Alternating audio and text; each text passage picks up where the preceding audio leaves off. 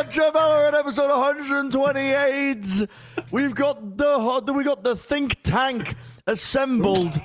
Finest minds in Valorant. The thinking man's Valorant's here. Wilkinson was late, but he showed up. Bala, as usual, on time, professional, fully. Just listen, he's got all of his assets in order. He came prepared. He had his homework done. We got the whole crew and me hosting. God save us here in this instance, because listen, I'm telling you, I said this many times before, said it now. Listen, working Americas and flying back and forth and going all over the place. I've got back into Austin. My apartment is in shambles. It's like it's just been absolutely nuked. And I left, how long? I was gone for 2 months. I left my tap stripping because Austin has no bloody infrastructure. What? I left my tap stripping just in case there was a winter storm. If there was a winter storm. From February to April? Yep. Because last time do you remember the really bad winter storm? That was in February.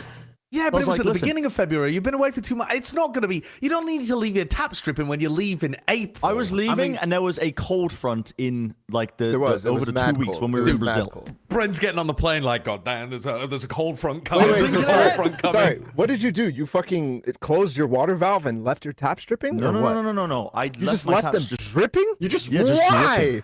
Just dripping because I didn't want them to freeze. Yeah, but you just get the water out of the pipes, bro. You take the water. Turn the water off. I live in an apartment complex. I don't live in a house. I can't shut off the water valve. It's like it's in the system. It's in the apartment complex. So I was like, what would I rather have? You know, like some potential like a slightly higher water bill from like dripping these taps or a flood. And so I decided slightly higher water bill, but I got back and it has just created an ecosystem because of the water.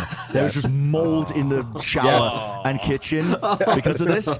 And so I spent all of yesterday, all day cleaning and sorting this shit. And when you make life decisions, just please talk to me. Like I don't think there was anything wrong with what I did. Talk to Papi.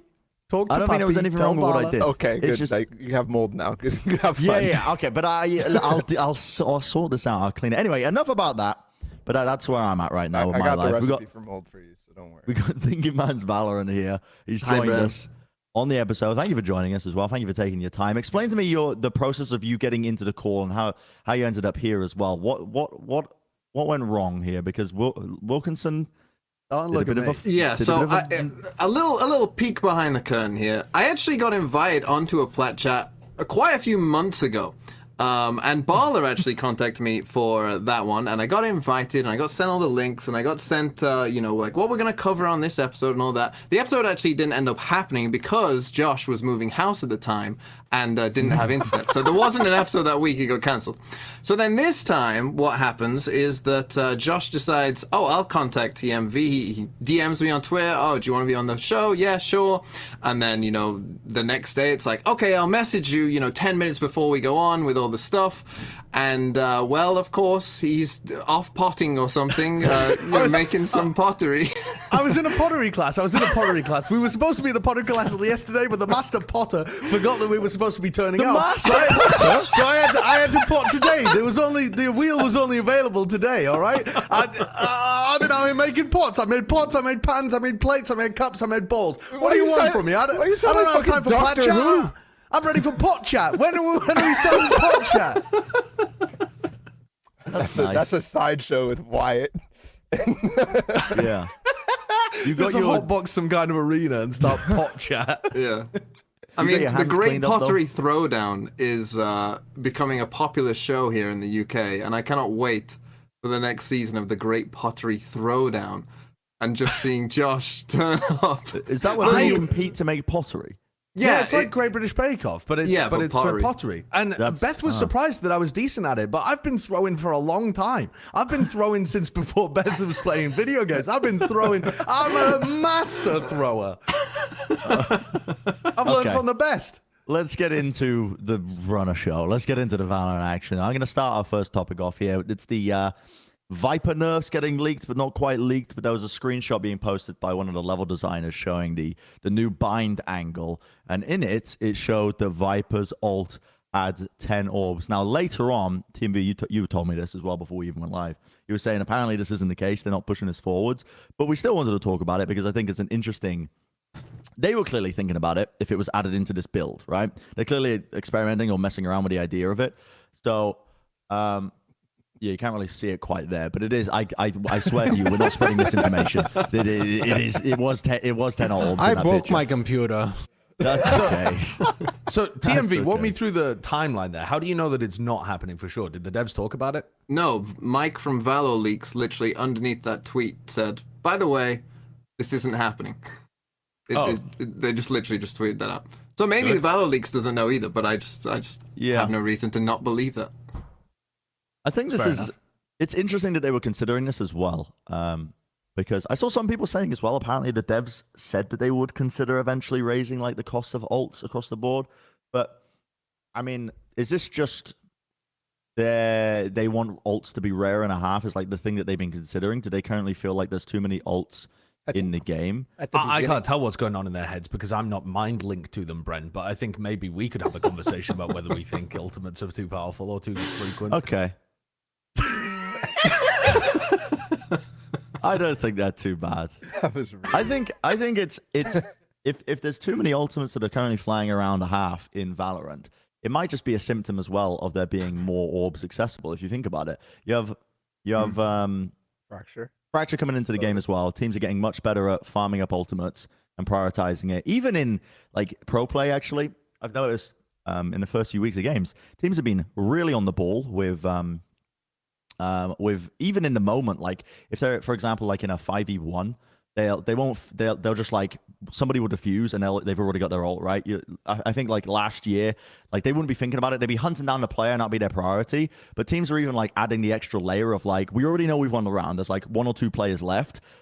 You defuse this while the rest of us like go. Fnatic were doing that really well, actually. Fnatic in particular, I think that was the team I was thinking of. Yeah, was sending the players that had the most like priority ults to go and hunt the eco frags too, which is something that like a lot of teams.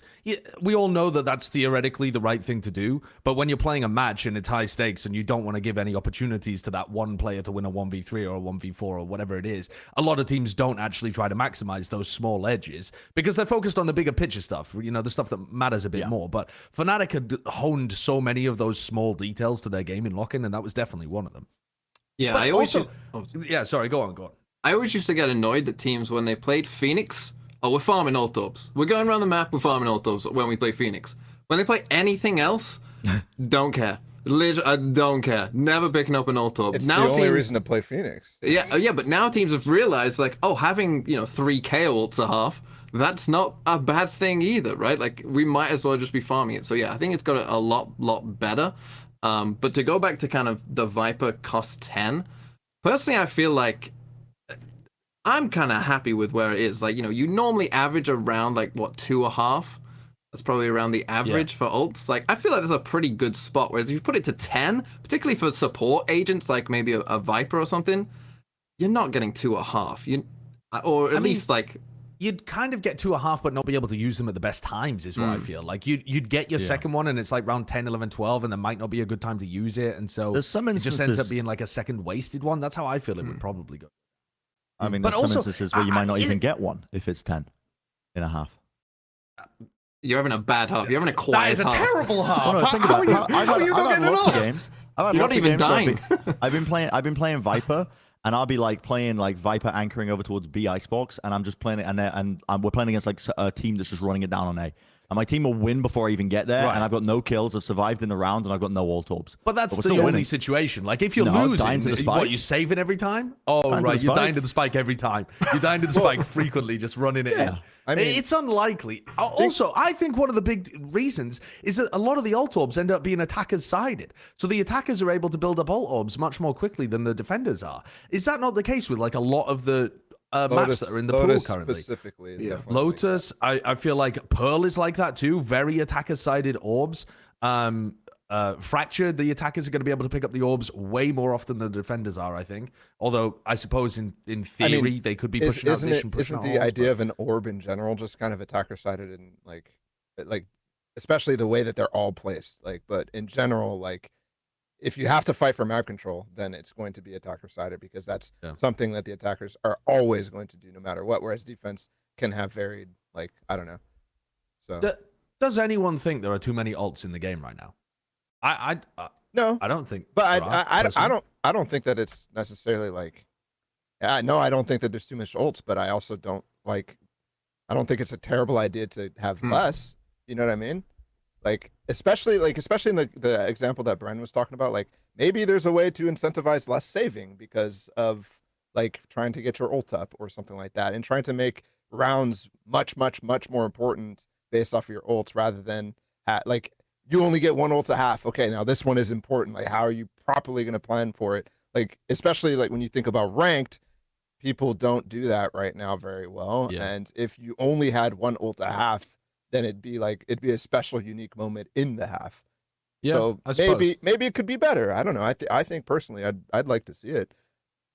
Yeah, just try it out for a bit. I also think that there is definitely like some creep in the game currently. It's not like power creep necessarily, but if they implemented this rule, we'd be trending towards less ultimates. And I feel like also with the map changes, because this was leaked with the bind changes too, the maps have just slowly crept towards being more friendly for the attackers rather than the defenders every time that they've reworked a map. It's to open chokes up and make things easier for attackers to get in and this kind of thing. So certainly the game is like shifting over time, right? And I don't know, maybe this would be an interesting shift. There you go. There's that tweet for anyone wondering. There's the tweet. Yeah. Not a change that's happening, but I mean, yeah, I think probably considering it. I think the game is currently in a pretty good spot in terms of ults. It's never really that in my mind as a bit of a problem, but maybe it will in the future because yeah, I don't know. Teams as teams get better at managing ults as well, you have that trickle down in like meta development in actual play. That's just a trend in most down games. in meta development. I mean, yeah, you say that. I mean, the absolute myth of trickle down economics coming to Valorant right here. No, because motherfucker, the amount of people that have been calling me out for buying half armor in my games is unbelievable. Okay, but you are. Watch your VOD. Watch your VOD. I'm buying half armor and you're trolling me. You're an early adopter. You're an early adopter. But also, you're playing ranked where nobody is doing it with you. So what the fuck is the point, Josh? It's still useful. It's still good. genuinely. It's still useful. It still allows you to keep your economy in a good spot. And my teammates are like, Viper, buy full armor. You're trolling. Viper, what are you doing? You're trolling. You're Carmine coring yourself in ranked. That's my thing right now. You're I'm fucking, not Carmine coring myself in You're ranked. fucking buying light armor, and then next round you have more money than the rest of your team, so you're buying a sheriff, and you can't fucking shoot shit. I'm buying extra utility. I'm making. Wow. I mean, the ad hominem is unnecessary. I was trying it last night when I was playing, and I was getting one extra buy in the half. Congratulations. But Barla's point is that it's not necessarily synced up. No, with but your like a team, hero rifle is actually incredibly valuable. Like if you think about it, in Bro, some the instances. stats that Willminder posts on fucking Twitter does not apply to your ranked games, Bren. That's my It applies to point. me. I'm on that level. I'm on that level. Anyway, we're getting off topic about the Viper Nerf stuff. I think we're all agree. It's in a pretty good place right now. It's just interesting to talk about. On an even more serious topic, the next one is with everything going on in esports right now, the global state of the economy. Josh, you want to talk about trickle-down economics? Let's talk about this. Esports cost-cutting across the board. Should we be worried in Valorant? I think there's been a couple of indicators, some very, very unfortunate news about, the CLG esports organization as well with mass layoffs. TSM as well, I believe, also coming out with news that they're scaling back all their esports investments. Is this cause for concern as we're, in the first year of the partnership system within Valorant? Yeah, I mean, it's definitely cause for concern throughout the wider esports ecosystem. Yeah, but I think that the way that Riot has their tier 1 system set up, it would be really unusual for one of the teams that's currently involved in partnerships to be scaling backwards after they've just got in and the partnership system didn't require some kind of massive buy-in to begin with. I think that the teams that, I mean, we've already seen it actually with the Guard to some degree, but I think that's where the concern might come through.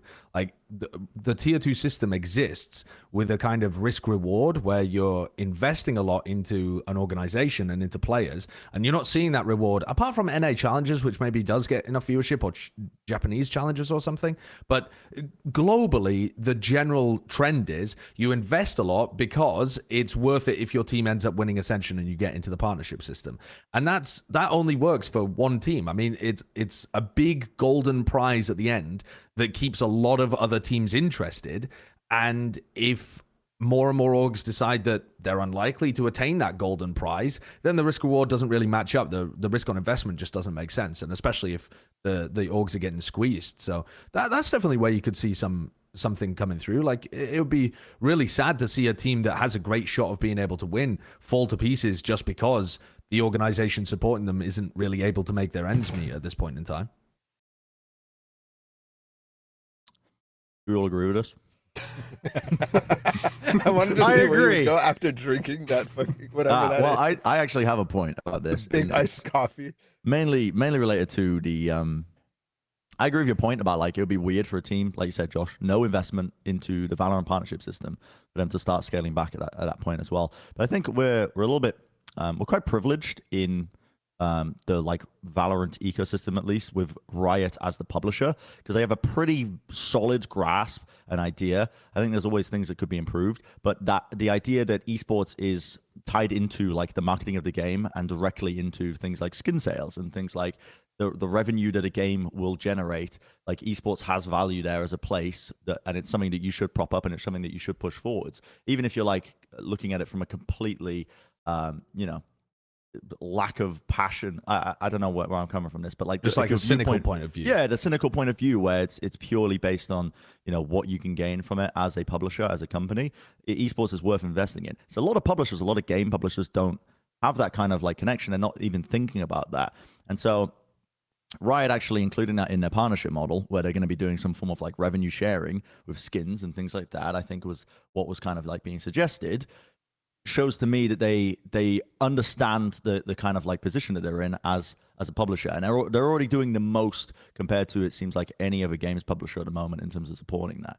So I think that Valorant is quite safe in that regard, because at the end of the day as well, people will probably spend less money on games, but they must be earning bank from just skin sales, man. I mean, every time they release a knife, it's like they release the final numbers on it, like with the lock-in knives and the champs knives and skin sets and stuff, and it's insane the amount of money they're able to generate just from that alone. And those are probably not outliers. I mean, those are almost certainly Probably just less. equivalent to a lot of the others. Yep. Yeah, I mean, I don't know whether they are less because they're quite cool, but they certainly go for a niche audience than some of their other I mean, skins. you have to think, like, the lock-in one specifically was literally just one knife, like, and Yeah. some of the champs ones as well. It's like a knife and a vandal or a knife and a phantom. Mhm. Like, that's it. There's nothing else in comparison to some of the others. Like, especially dev time to whatever. I don't know why we're really talking about this in the first place, but, like, yeah, it's a lot of money being made.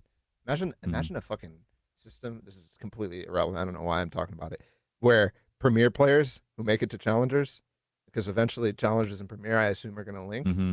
They make a skin line for Premier and just make bank for all the Premier players and challengers.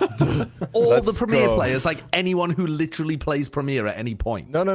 Well, I mean, yeah, NFT baby, let's go.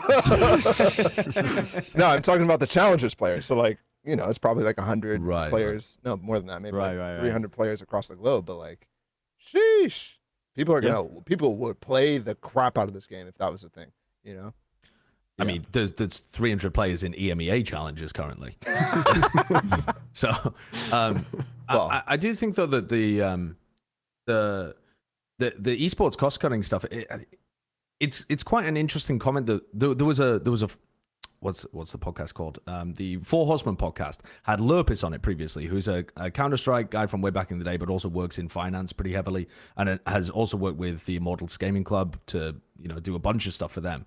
And he made the point that I think I've never really heard anybody make before, so I'm going to try and repeat it without butchering it, that esports organizations are basically operating in a similar way to tech startup companies. They have extremely heavy venture capital, and it's all about their growth and the returns that you could potentially get once things get monetized later on down the road. And that's been the general model for esports organizations. And so his point was, it's kind of weird that we haven't seen big organizations go under as frequently as you would expect from stuff like tech startups. I mean, if you compare them like for like, the startup companies are just burning through VC and failing really often. And then some hit extremely large, and that's where the returns come through. And his point was, we talk a lot about risk and sustainability, but there are inevitably going to be these like downturns where some organizations, by taking risks that might make them the giants 5 years from now, that might end up hurting them because they take it at the wrong time, or they take an idea that doesn't quite work for them. Like there is obviously and always going to be unavoidably risk associated with operating your organizations like this. And I think within Valorant specifically, the reason why I'm not completely worried about this downturn right now is that the growth aspect of it, the return on investment aspect of it, does seem to be still there. I mean, Valorant is still growing. Valorant is about to release in China. There's the viewership is still extremely good, over 1 million concurrents for the big games. Like the watch hours are good. The revenue sharing system with the partnership league seems good. So there's a lot of reason to still keep investing. If you were to tighten the purse strings, you would think it would be in other directions rather than in Valorant. I mean, not that I know that for sure, but that's one of the reasons why I'm not completely concerned about this. Yeah, that makes sense. I mean, especially like the point about China and just in general, like having growth potential is still so massive. And then you're going to get the mobile release and then the console release as well, potentially. Yeah. So it's just continued. There was I can't pull the source for this, but I remember reading about there's a common resource tool website, whatever, that people use for market projections about seeing like the projected growth of industries and things like that. And there was like a correction recently, I think within the last like 2 years or something, where initially they put out their esports growth thing back in like right around when like esports was really picking up steam in terms of just people, venture capitalist investments coming in full throttle, which was like early 2010, I think. But the projected numbers that were being, spouted and that people were working off were much higher. And since then, there has been that correction, and it was like, tempered down a little bit, which has caused, I think, a lot of people to second guess just outside investment into esports itself. So this is this period of time, I kind of see it as like a bit of market correction, because I've also been around like just in rooms full of people in esports, and I'm like, dude, we are not making money from this. How are we affording all this? Like, I've had many a moments where I was thinking that working in the Overwatch League, like just when fucking Nate Nanza was spouting about every player having a Lamborghini and everything else, I was like, what are we talking about here? But if it's just this market correction, and obviously it sucks that there's going to be layoffs included in that as well. People are going to be losing their livelihoods as well. But I think esports is resilient enough that it won't be the worst case scenario. It won't be the death of esports. Esports won't ever really die. Right. People love the online competition. It's a huge part of it. We'll see. Did you say? No, I said not while you're here. Brendan's going to be out here with his mustache in CPR doing free casts. I am esports! As long as I'm around, it's going to keep going. Yeah. I mean, that goes back to what you were saying about just like for publishers, it's always going to be worth to have esports. It just depends on what the ecosystem actually looks like. I think my biggest fear with all this is that it is hitting League of Legends. It is hitting the franchising model in League of Legends, because they are buying in, they are investing into it, and it's a lot less of it's not a partnership system in the same sense that the Valorant one is. And that could lead to Riot changing how the direction of their partnership system right now for Valorant looks, or even just budgets look. And I don't know what that will affect, but it could affect broadcast. It could affect, the practice rooms, stuff like that in Valorant. Yeah. Well, yeah, I mean, this year in Valorant, we've already kind of seen certain aspects of it scale back a little bit as well, I think, just because it's when your budgets get decided and allocated, it's based on a whole variety of circumstances and different variables that you're taking in. But yeah, I mean, even this year, it's been, I'm not going to say scaled back because it's the launch of the partnership system. So there's a lot of things that are very greatly improved, like the regional broadcasts, for example. So much better this year in North America now that we're out of the studio, and I'm doing it from there for the Americas League. But yeah, there are certain aspects that have been scaled back anyway. I want to kind of shift this topic a little bit and talk about some of like the direction that esports is going into with content creator owned teams, in particular the Sky's Toast venture, of course, as well. Most notably recently with his Game Changers team as well, where he wasn't paying them. It's purely just like a clout investment, right? Where it's like beneficial for everybody involved, I suppose, to sign under the banner. He watches the games. For clout, yeah. Yeah, you get this circular just like investment, because like people are watching, gets all this hype. But this has clearly worked quite well. I mean, I was invested into this one as well, just mainly because I love watching people compete from their individual perspectives. I think it's so fun to watch that and see the comms and see what they're working like in between rounds. But a lot of people interested in this one, a lot of new viewers as well, just watching and being introduced into game changers as an initiative. But it kind of like opens up the floor a little bit as well to something that we've discussed in the past, which is these content creator owned teams as like a viable path for esports moving forwards. I think it's also always been the most viable path for esports organizations. Like every esports organization, that not everyone, but almost everyone has been formed by one big star player that decided to make an org. I mean, that's how you name a big org, a lot of them were started by one really popular player who decided to then make his own organization and move it forwards. And this is different, but it's still pretty similar, where you've got a big name starting an organization and moving it forwards. And yeah, they're not necessarily esports related, but the whole Twitch culture is very esports tangential. It's right there alongside it.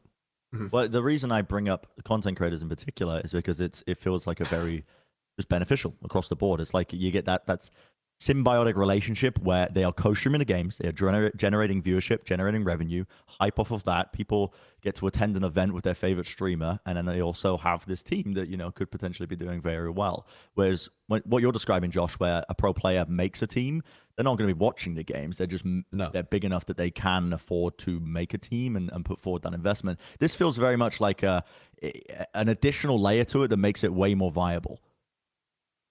Viable for who though? Because I don't know. I see it as like I'm somewhat like anti co-stream, although I'm not like fully against things. But like viable.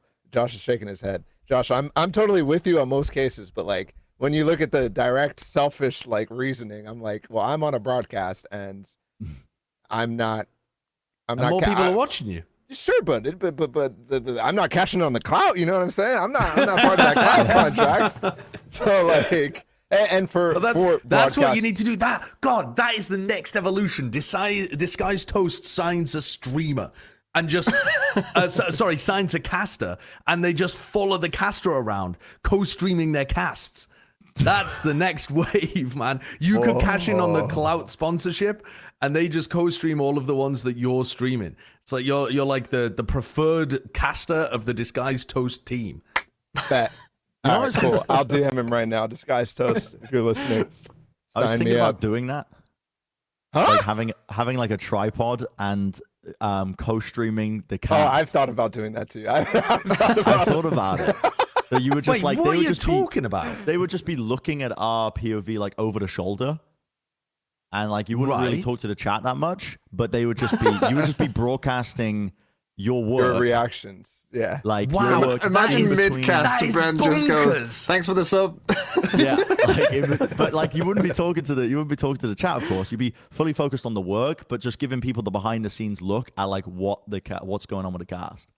That is ludicrous. I mean, I've seen people do that in like a vlog, like recording it, but live streaming it is no. You're missing. You know how co-stream part of the aspect is you want to be watching your streamer react, right? Like Josh, you know very well about reacting over the top. You know how to say you fucking melons. You know how to do this, and it wouldn't be good if your cam wasn't on. So like if you're casting, like a lot of people who want to see our reactions. Our cams aren't on, so we just turn the cam on, and all of a sudden they're watching with us. It's genius.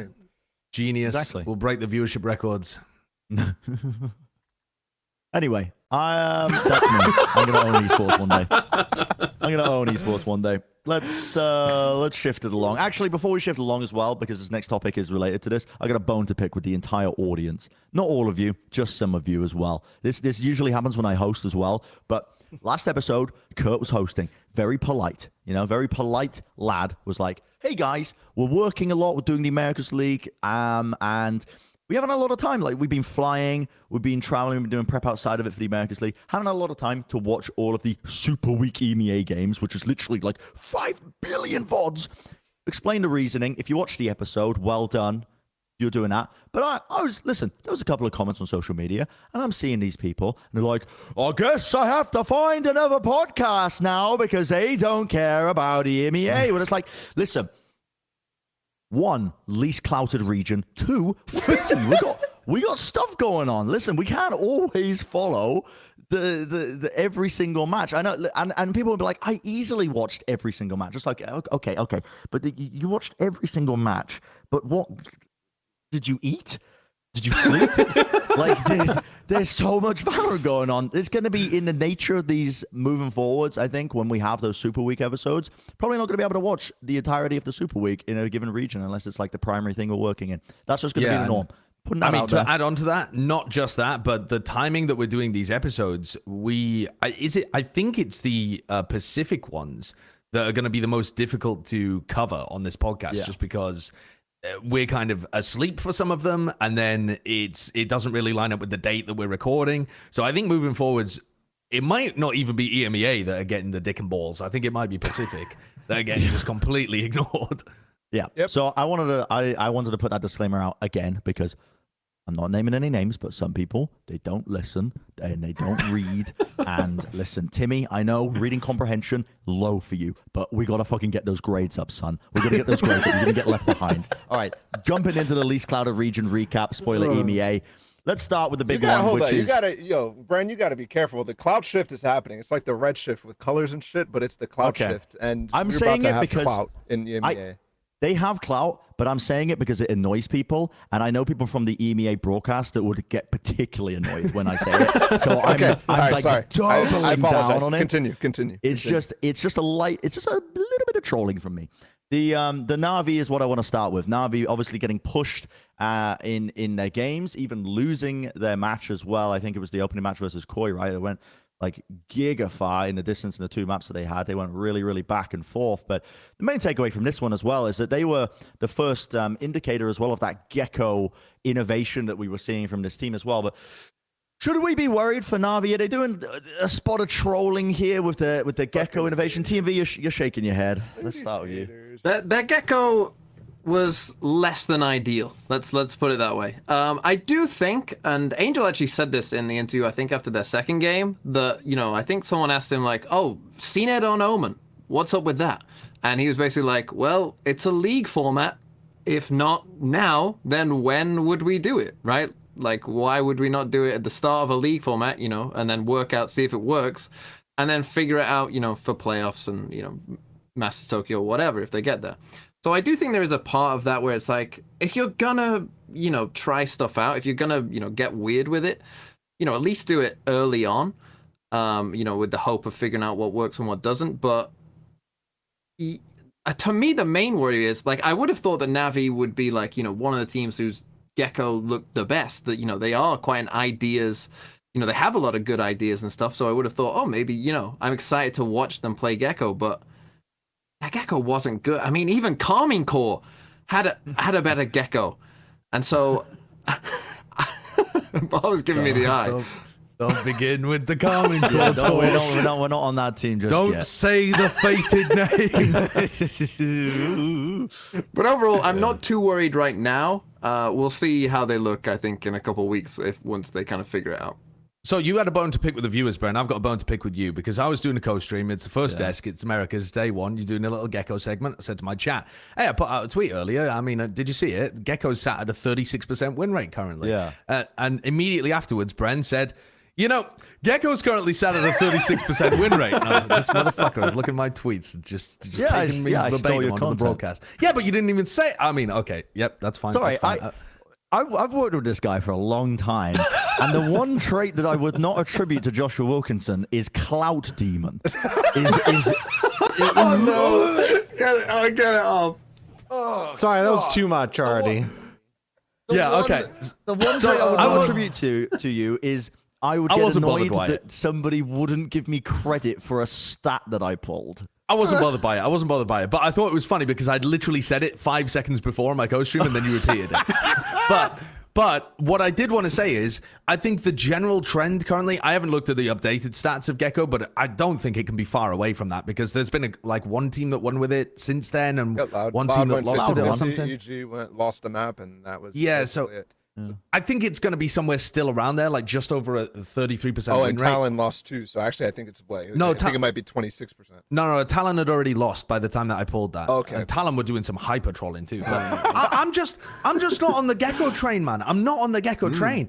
It's so slow. It's such a slow-paced initiator. On the defense side, you're getting some information off the Dizzy, sure, and being able to pick it up. But you're immobile for lots of the round where you're missing your timings. It puts no pressure on the other team, the Dizzy, at all. It's so simple to deal with. I mean, for an informational tool, it can be used quite well. But as a flash, as something that actually puts pressure on your opponent, it does very little. And I think people are holding on to Wingman a lot. I mean, you can use Wingman in a way that's really good to swing off and to clear places, but there's just a lot of this pussyfooting around with the Wingman, always wanting him to come back to you, so you're not really clearing the best positions so that you can play with it later. I'm not seeing the Gecko. And when you get people like Na'Vi, I understand, because they always have an experimental phase. It's like they go back to their teenage years, like every time they start a tournament.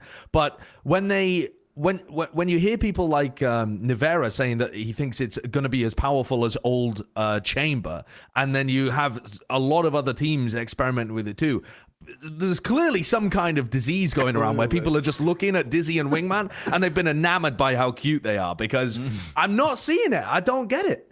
Yeah, I don't know. I don't think that he's ever going to be fucking meta or anything like that. But I see the vision enough that I'm down for Na'Vi to experiment. I'm down for a lot of teams to experiment. I'm surprised by how many teams are trying it out. But I think I see the vision more than maybe you do. I think right now people are not comboing very well with Dizzy to make it very, very easy to counter or play against at all. I think there's not enough tech right now in terms of the Dizzy throws and the Wingman throws and the sharks that you're using specifically. I think they latch on to one specific idea, and that's the one that they're going to work on for the week. I mean, you're talking about latching onto one idea.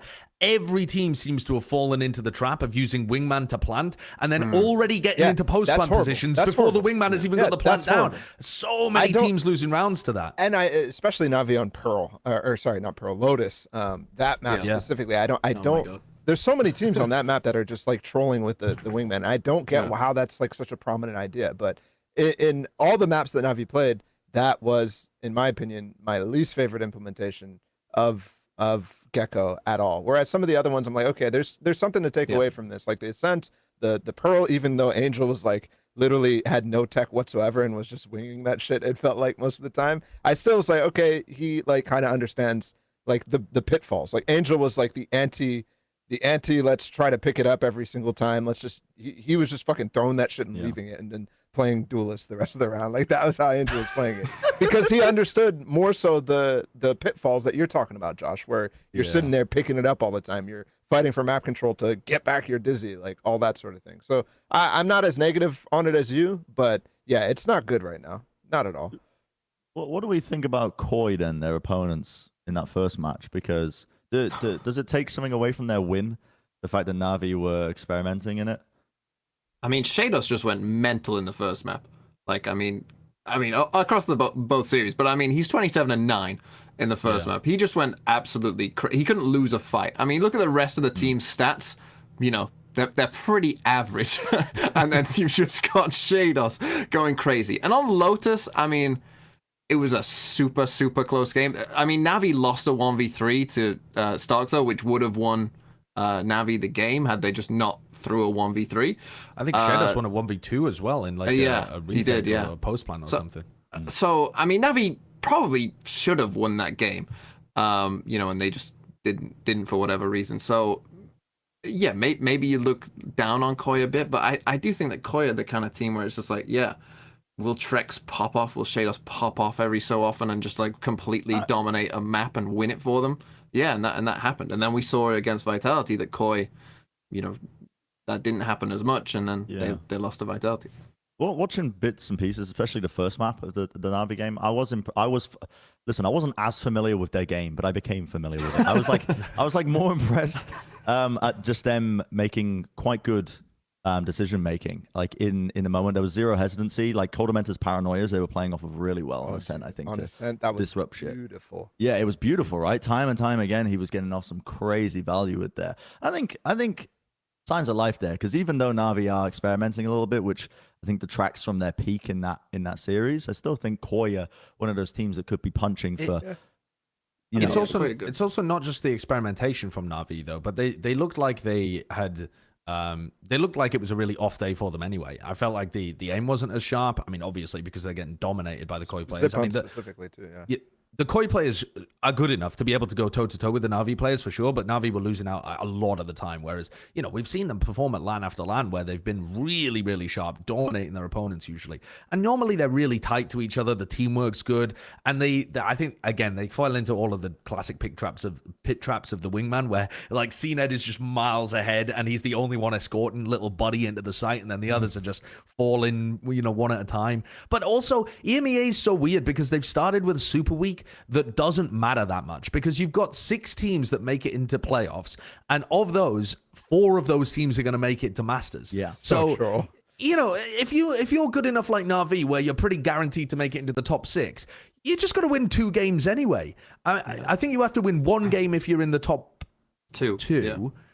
And 2 games if you're in the top 6. I mean, the top 2 teams can lose their first game, just win the second game, and they are there.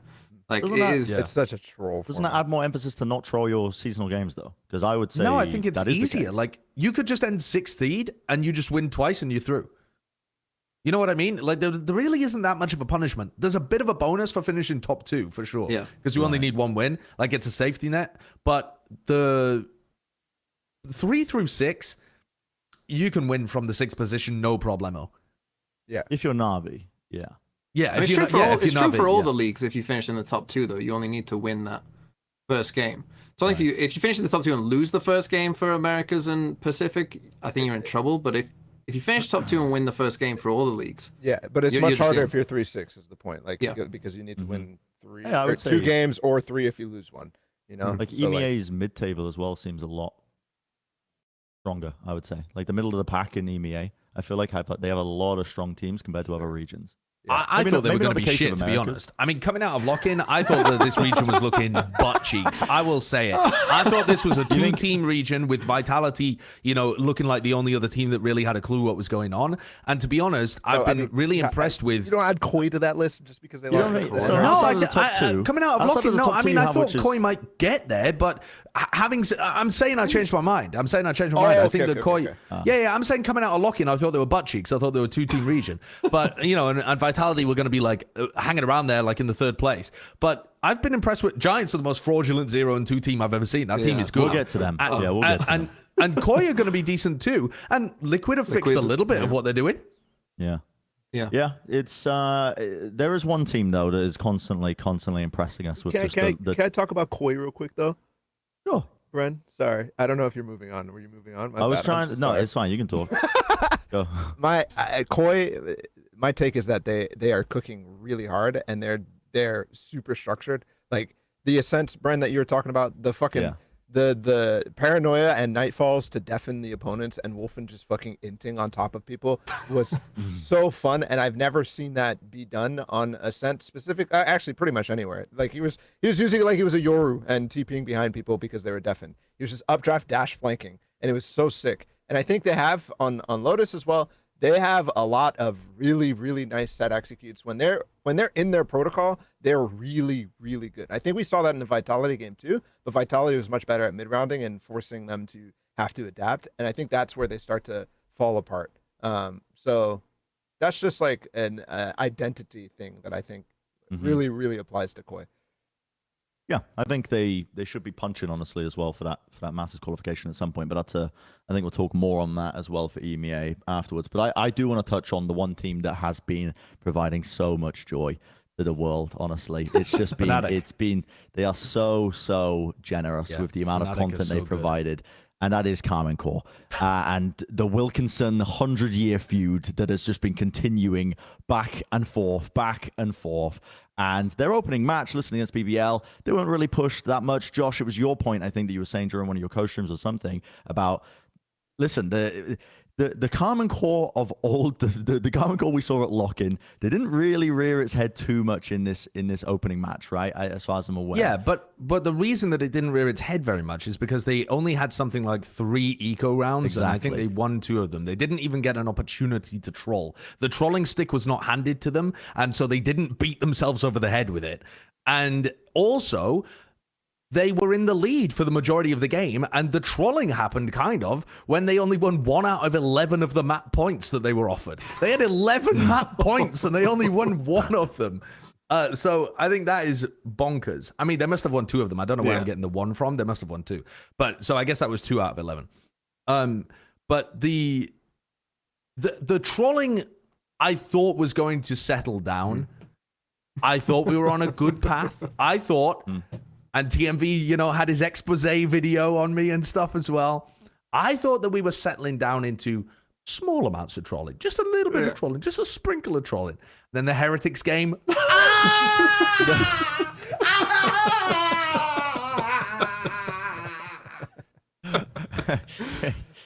It was peak content. It was such a fun game. It's got to the point though, Josh, as well. Your reaction video, I don't know if you've realized, is getting like re-uploaded by like the Valorant Daily Clips reaction channels. Yeah. Like that's the level of fame waves you've made in the scene with your hatred. Have you got of the Plat Chat Common lawyers Core. on it right now? Because Yeah, exactly. I should have a watermark over the top, really, shouldn't I? Yeah. The thing is, though, that I really don't want to watch them lose over and over again. I'm not trying, but they won't. They won't. That's the thing. That's screaming the very classic. They won't just keep losing. They're gonna do all this trolling, and they're gonna be fucking fighting for 6 at the end of this. Like I guarantee you. No, I don't know. Absolutely a reality. You don't think so? I don't know. I mean, that game was awful. I mean, it was really bad. And they've played BBL and Heretics. Like, there are better teams. Like, we'll come to Giants in a second. Like, Giants have played Na'Vi and Fnatic. I mean, talk about, like, a murderer's row. And then Carmine Core got gifted, like, the easiest start to the schedule. Like, it's going to get harder for them. And the game against Heretics, you can't put into words. I mean, Josh can, you can't describe it with words, some of the things that were going on in that game. I mean, melons would be a word, that obviously comes to mind. But I mean, it was some of the things were just unreal. Like, I don't know how it happens. And especially the economy stuff, right? That's the thing where it's like, you're not even in the game, right? You're not in like a short term, very quick in the game, go to make a decision right now. It's before the round, right? You can all figure this out. It even gives you a number there that says, how much do you have next round? And it doesn't make I don't get how that can even happen. I just don't get it. I don't know. Well, it has to be like an ideology thing. It must be. It's an ideology thing, right? I have the full theory. I can actually crack the code right now. Okay. I know exactly why it's happening. So you guys know, like on Split against BBL and like against BBL in general, like really good executes sometimes, really good combinations, like Aftershock, Gravwell, Mosh Pit all going together, like really synchronized things. You guys agree with that? Like they had some good ideas. That's why you guys were like, holy shit, this team maybe they're cooking something. Okay. That's what they practice. Okay, they're working on that in the server time. And then they go to scrim. They go to run these executes, they turn on infinite money. And that's how they play. They don't do that. They don't play that stuff in officials. They don't eco. They don't worry about it. They just have infinite money and they run their executes. That's all they do. I can guarantee you that is what they do. Yeah. I can tell you as well, I think in scrims, what they do is they play the same slow style that they play in matches, and they just get fed picks. And then their mid-rounding and their execs are actually very easy because they probably, don't actually have to do too much because they're constantly in 5v4s because people are pushing them, and they get a free pick in the first 30 seconds, and then they go. And there were so many times at lock-in and now in this game against Heretics where they weren't offered a pick early, or Kellogg's, because he was having a great game, swings somebody and they're down 4v5. And now what do? Nothing. They just didn't do anything. An actual team of escargot. It was just, they were so slow at being able to scale off utility, so slow at being able to come up with a plan. Very even in rounds where they clearly had a plan of like, we're on split, we're going to take mid, and then we're going to try and cut noise and pivot B heaven. It took them 40 seconds to take mid control, and then they try and cut noise. There's 30 seconds left. They make a step in B heaven, and it's like, all the defenders rotate to B. How are you going to win a round like that? It's just, they don't understand the slower macro game, and they just sit down and watch some Angel VODs or something. Sit down and watch some of the slower teams play. Was it Scream that said, like, in an interview or a tweet or something, talking about how he wants the game to move more into, like, a gunplay focused, like, direction rather than utility? He wants 10 ult orbs and no util. I don't know. I didn't see that interview, but am I making this up? No, it was at Lock-In with Sue, I think, in the post-match. And he was like, he wants the game to move. Oh, in that direction. no. Sorry, it was a press conference after press conference. Lock-In. Right. Yeah, because I'm sure I heard that from them, but I didn't want to misquote it as well. But I think that speaks volumes about the mentality of Common Core and the direction that they want to take it in as well, because I think they want a perfect world. I think Scream wants a perfect world where it's like 2014 CS, where, like, listen, I think to attribute CS as being like a game with low tactical depth because it doesn't have abilities and agents, I think, is just wrong inherently. It has limited tools, but the complexity of the game is very, very deep, just from what you can do with just smokes and flashes and mollies, whatever else. But the era where Scream was dominant in CS, I will say the game was simpler back then. Like, when I was following CS compared to if you watch it now in the modern era, the game was simpler back then. And I think that, I don't know, it feels like he's pining for he's really casting gas. I feel like he's pushing. I feel like he's literally saying, like, guys, okay, we are just better than them. A couple of sheriffs, no problem. We hit a couple of heads. We're back in it, okay? Well, I think he might do that in scrims actually as well. Like, I think they actually probably win a lot of those like eco rounds in scrims, and that's part of the reason why they take them into matches. But I think they've got to realize that what they're able to do, occasionally against probably weaker teams, because I know in Americas not many of the partnership teams are actually scrimming each other. I assume the same is in the EU, but maybe not. But I think if they're playing against a lot of challengers teams and they're just rolling them with sheriffs and guardians, they might have in their head, like, of course this is going to be a viable strategy that we can bring into matches. And I think they just need a bit of, like a step back and realize that it's not. Yeah, it's not. Okay, well, enough of the Common Core. We've already, like, absolutely rinsed them for clout. Let's talk about another clouded team, which is Fnatic, going on their undefeated run, actually, with a sub as well, Kamek playing instead of Alfia, because Alfia has had these visa issues. I think Alfia has now got his visa. I believe he's in Berlin. This was like news today that was posted. So they should be presumably playing moving forwards with their full proper roster. But they were pushed. Fnatic were pushed, but they managed to get that 2-0 in the Super Week with a sub player. Full respect to them, I think, as well. It's quite impressive overall. Yeah, I mean, watching Fnatic play, they're already at a very, very good level, even playing with a sub player. And they just give me the same feelings as when you watch, like, for example, like FPX or Copenhagen when they're playing with a sub. And I'm like, okay, they get the full team together. That team is just going to be easily in the top 2. Like, that's not even a discussion. Yeah. Yep. Yeah, I mean, there isn't really much to say about Fnatic, to be honest. I mean, they are just good. They won Lock-In. They were good.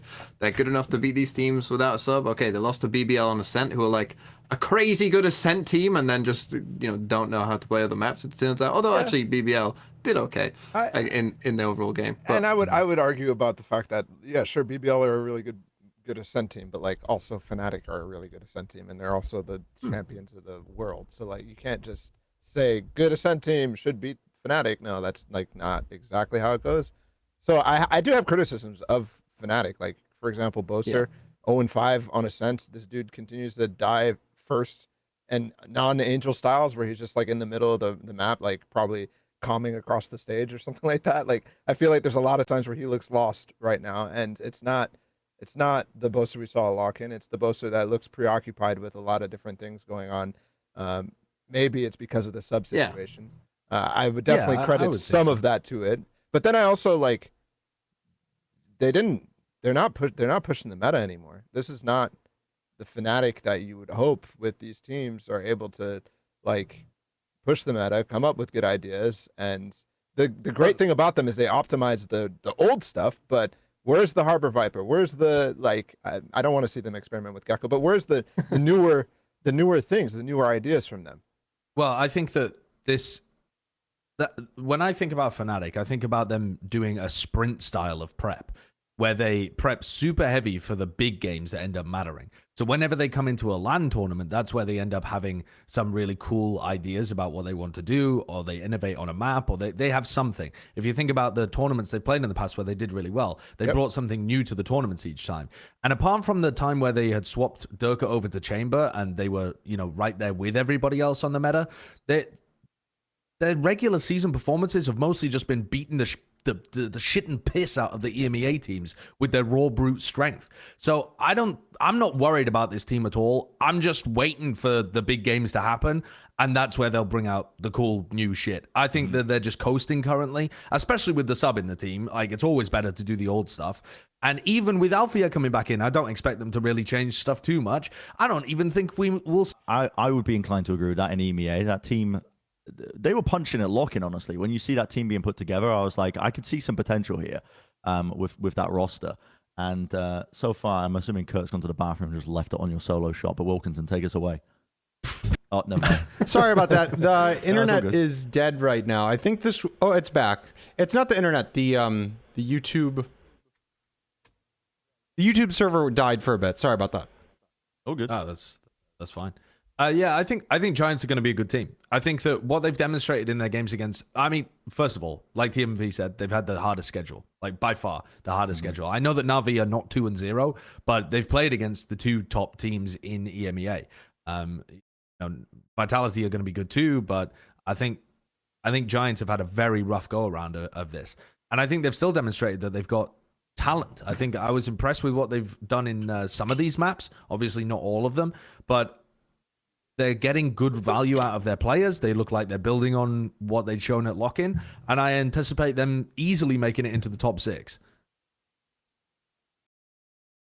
To me, there's I think that 6th spot, I would put them as favorites to get in the top 6. They play Koi next as well, which is not an easy walk in the park. No. So I think that game could, if they lose that game to Koi, I think they've started 0-3. They'll really have to start picking it up. They kind of can't drag their feet. To me, there's I would be surprised if any of Koi, Na'Vi, Fnatic, Vitality, and now even Liquid, I would say as well.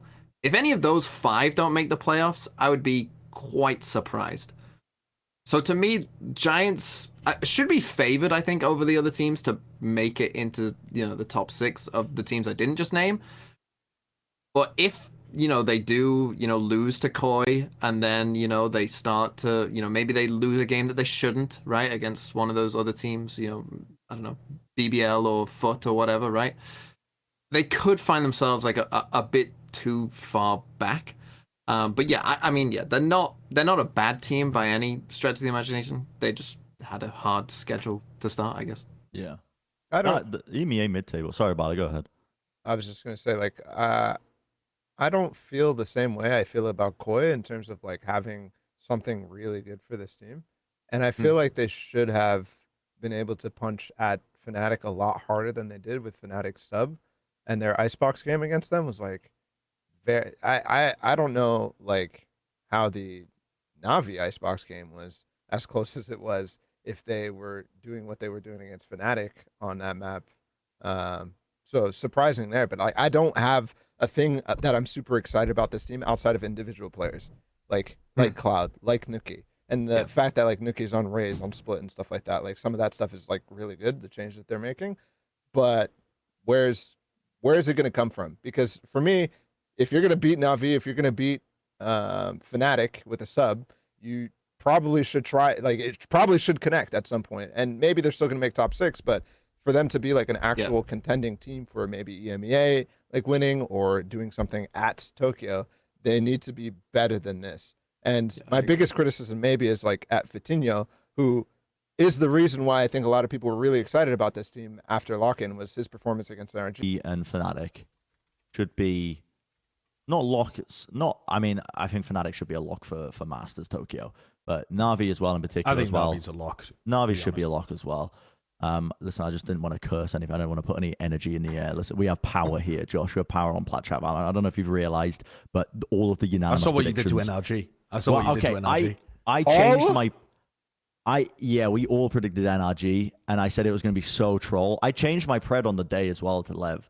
I changed my pred, and I changed my pred to the C9 one as well. But the C9 one we weren't unanimous with. Kurt was a fucking genius with that. Anyway, I'm getting ahead of myself.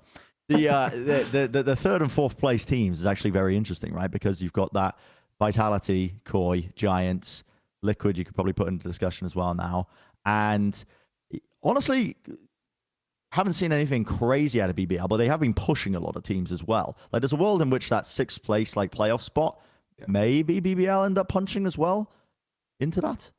There's some wonky teams though in EMEA too. I mean, don't get it twisted. There's a bottom 3 to 5 depending on how they play. I mean, but bear in mind that Liquid, whilst they've gotten away fucking lightly in this discussion, up until their most recent match, had only had a maximum 3 attacking rounds out of any of their previous 7 maps that they'd played. So they did change it in their game against Foot, right? But Liquid are playing against Carmine Core this week, and I'm ready for that to be the toilet bowl potentially to end all toilet bowls, because... and that's not because I think both of the teams will play badly, but the floor that we've seen from both of these teams has been appalling. The ceiling has been fairly decent too. I think Liquid's ceiling has been a bit higher from what they demonstrated. But if they beat each other, if they get into the mud and they wrestle each other down to the floor, then the dirt is going to be spilled everywhere. It is going to be the muckiest match of Valorant you've ever seen. It has that potential. So until both teams finish that match and one hopefully walks away unscathed, looking good, I'm reserving my judgment on putting, Liquid in that group, because I don't think they've done enough to demonstrate it yet. Would you put Vitality in the top Yes. 4? Would you say that they're a lock-in for Masters so far from what we've seen? I wouldn't say they're a lock-in. That might be a bit far, but it's very early days. Yeah. Are they to me, there's they are the clear 3 right now. Yeah. Can Koi, maybe Liquid, I mean, maybe Giants if they really pull things together. Could they, lose that spot of 3rd? Absolutely, as time goes on. It just feels like they are a bit ahead of those other teams now in terms of their development, in terms of their team play and stuff like that. But that could easily change, and so I wouldn't have anyone as a lock other than Fnatic and Navi. The thing for Vitality actually is that now that they're 2-0 with a win over Koi and Navi's dropped to series, they should be punting for 2nd place, or maybe even 1st place, right? But that'd be a bit crazy. But they should really be going hard in the paint for 2nd place, because that makes it so much more likely that they make it to Tokyo. They only need to win 1 game instead of 2 games in the playoffs. And in the playoffs is where a team like Vitality could get tripped up, because they have dangerous opponents that can beat them, depending on how the bracket draw went or what their form is on the day. But they have the opportunity with a good start, with a win over another opponent that's going to be in a similar spot like Koi, and with one of their other kind of rivals in Na'Vi for the top 2 drop in and going 1-1. They want to be going hard for that 2nd place. Anything we've missed for EMEA or recapping? Heretics is blue. That's it. I don't want to talk about Heretics. Yeah, me neither. I don't want to talk about Heretics. Safe on Duelist is a good change. Yes, that's better. Definitely a good change. I mean, actually, Carmine Core made good role changes too. Carmine Core and Liquid both made good role changes going into their match, so I'm interested in seeing how that goes down. Well, any complaints, you can send it in a written letters to our PO box. We actually closed it as well, so it would just go to an empty address, I think. Did we close it? I think we closed it. Yeah. Anyway, let's do predictions. We're doing predictions for a couple of the EMEA week 3 predictions. Is the first one is Team Liquid Carmine Core? Is that right, Kurt? It is. You guys ready? Oh, fuck. No, I'm not ready. We're going to curse Liquid so hard. I'm really ready. So for those who don't know, we're only going to be doing 2 from EMEA this week, but we'll be doing more and more as we go further. So we got 2. Mm-hmm. Yeah, I mean, there's some good. The Team Liquid Carmine Core game must be predicted because it has to be predicted. Oh no! Bro!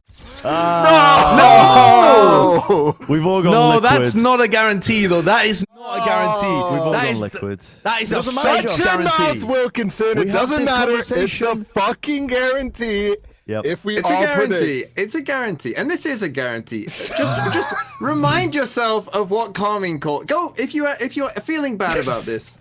Josh, just go and watch the Heretics game again and remind yourself there's no way that Liquid could lose to that team. Stop, Gen.G. Did you watch the first 4 rounds of Split? The fucking the Liquid goop is still all over the place. It is very possible that will happen. Yeah, This could be the best game of EMEA Valorant of all time. It could. It's got the potential. Yeah. What do you mean by that?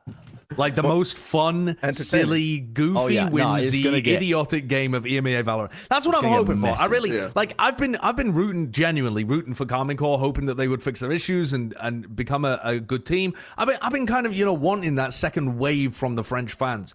But for this game, I just want them to get stuck in the mud. I just want them to get missed out, just scrapping in the mud with Liquid.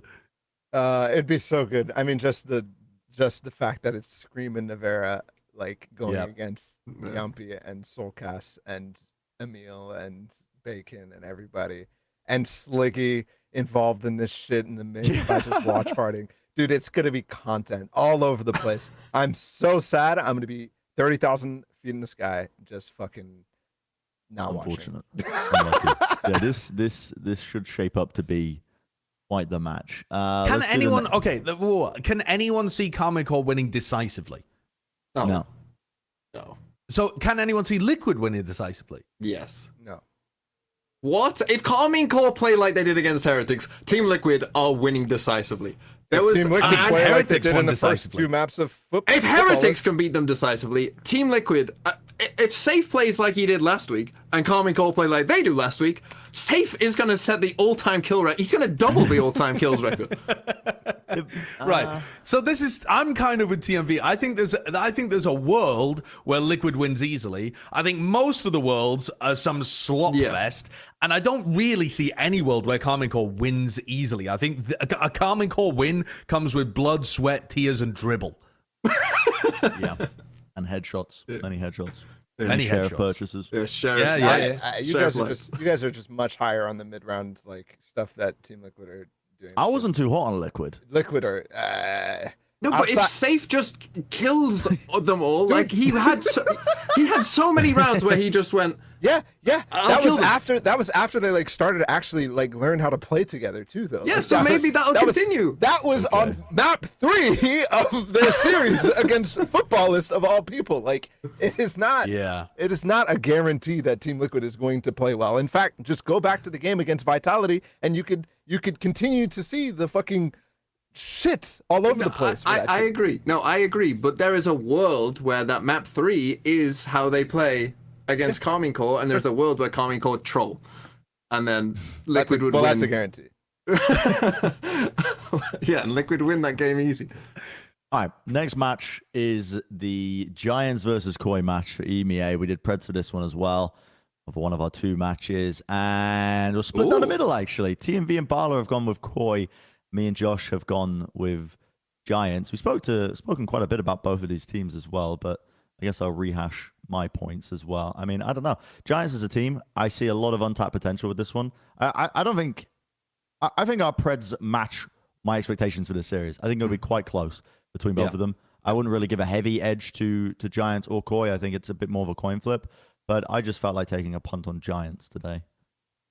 Yeah, I really feel like this is up in the air. Maybe even Koi are the odds-on favorites because of what they've been able to do so far compared to Giants going 0-2. But I think that the points that you were making before about Fatinho, I feel fairly similar about the Koi players actually. That sometimes you get insane individual performances out of them, befitting their illustrious careers. People like Shados and Starzo and. I would actually throw Wolfen in there as well, even though he doesn't have that illustrious career, where sometimes you're getting, some really good performances where people look really in sync or people are just hitting crazy shots. And I think that's not going to last throughout the entire split. And I think the Giants players might be able to get into that groove a bit more consistently. If this is a downswing from Koi, I would expect the Giants to take it. So, I've gone for a bit of a punt. I think... You go. The prep that Koi will have going into this match, it's not a super week anymore. I think that actually hurt them a lot in the Vitality game in the second game of that week, even though Koi, I guess, had like 3 days of break, is going to be the difference factor. I think these guys every single map that you've watched so far, they've come out with like insanely good game plans and structure. Like I think back to even the game against NRG at lock-in, like that very slow, methodical approach on Icebox, where they're just ticking all the boxes like every single time, was very impressive. And then the game against Na'Vi, very, very impressive. The stuff that they were doing with the Wolf and updraft dash flanks, like, and I think that gives them the edge against Giants, who don't have that for me.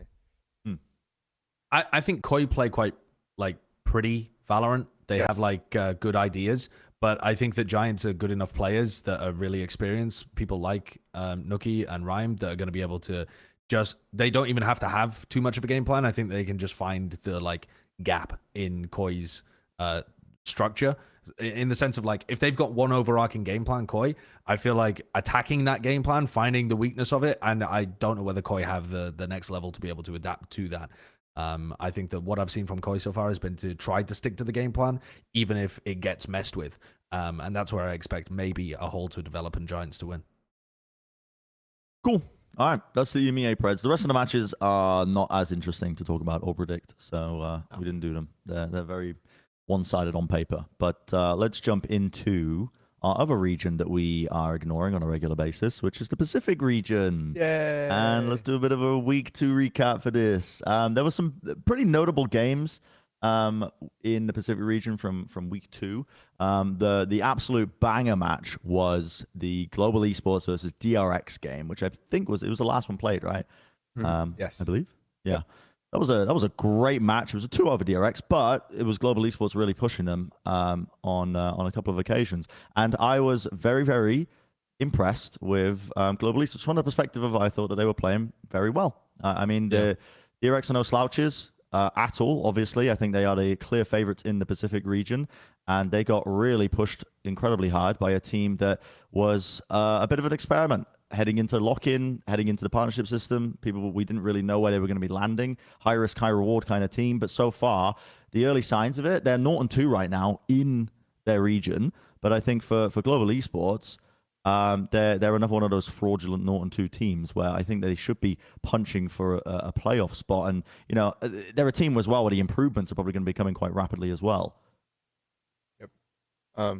This is also DRX's first playthrough with Foxy and Buzz, because Buzz was missing week 1, and now he's playing and Zest is stepping out, and I think that's going to be the direction they're going moving forward. And Foxy was insane, so like also takeaways from DRX for this. But for G, I think the thing that I'm noticing is the trends, and I know you guys talked about the week 1 games earlier as well, or last week. Like this team, Aaron is doing great with them. They're calming in English, and Aaron is doing phenomenal with this team, which by the way is also going through issues like Fnatic, in the sense that they don't have SK Rossi. They're having to play with, I guess Monyet was the guy who came in for him while Ronsky came back. Ronsky. Yeah, Ronsky came back, but he was supposed to play a lock-in as well. So like I don't know. I think they're also planning on doing a 6-man roster once they get everybody. Right. So, but either way, like everybody is playing well. Aaron is calling out of his ass, like very, very, very well. He's finding holes in DRX. Like that's the type of stuff that you didn't necessarily expect from Aaron for dealing with an international team, which mad props to him. I also think that you can see his comfort and ability on defense side calling and the setups that they have, because on all of their maps, they've got a really good game plan for their defense side systems, and then they have a few of them per map as well. Making this work at all, this is such a bonkers project, and it's already having more success than I thought it would, and they're 0-2. Yep. Well, 0-3 too. The Vitality game could be added to that. Like that, it's very, very impressive what they've done so far. And I agree, Brian. I think this might be like the team that is 0-2, but has the most credit out of like any of the teams that have started so far. Like super impressive. Yeah, I think that they should be aiming for playoffs minimum, and then that. I mean, Tokyo's difficult though. I mean, but I'm just thinking. I kind of like stopped my train of thought thinking about the teams that I would place above them, because DRX is a clear number 1, but then I think Pacific is a little bit odd right now because there were teams that we would have come into the play talking about them being like lock-ins as well, but I think PaperX have been pushed and pulled and have been looking like they've been dropping the ball a little bit as well in their matches, I would say, from what I've watched of them. I mean, we could be doing video upon video about PaperX doing trolling, couldn't we? Yes, yes, we could. They are just squandering a good opportunity. Like, they're squandering their year so far, is what it feels like. Yep. Yeah. These It was two easy reported that they're matches for playing them, with like, somebody's. This is like the absolute. The little goblins that are like looking through streams and they're seeing like who's scrimming and who's playing. Was it Suggest playing over Benkai, right? Or something. Benkai. What, sorry, over Benkai? Over Benkai, yeah. I mean, what? I know. Yeah.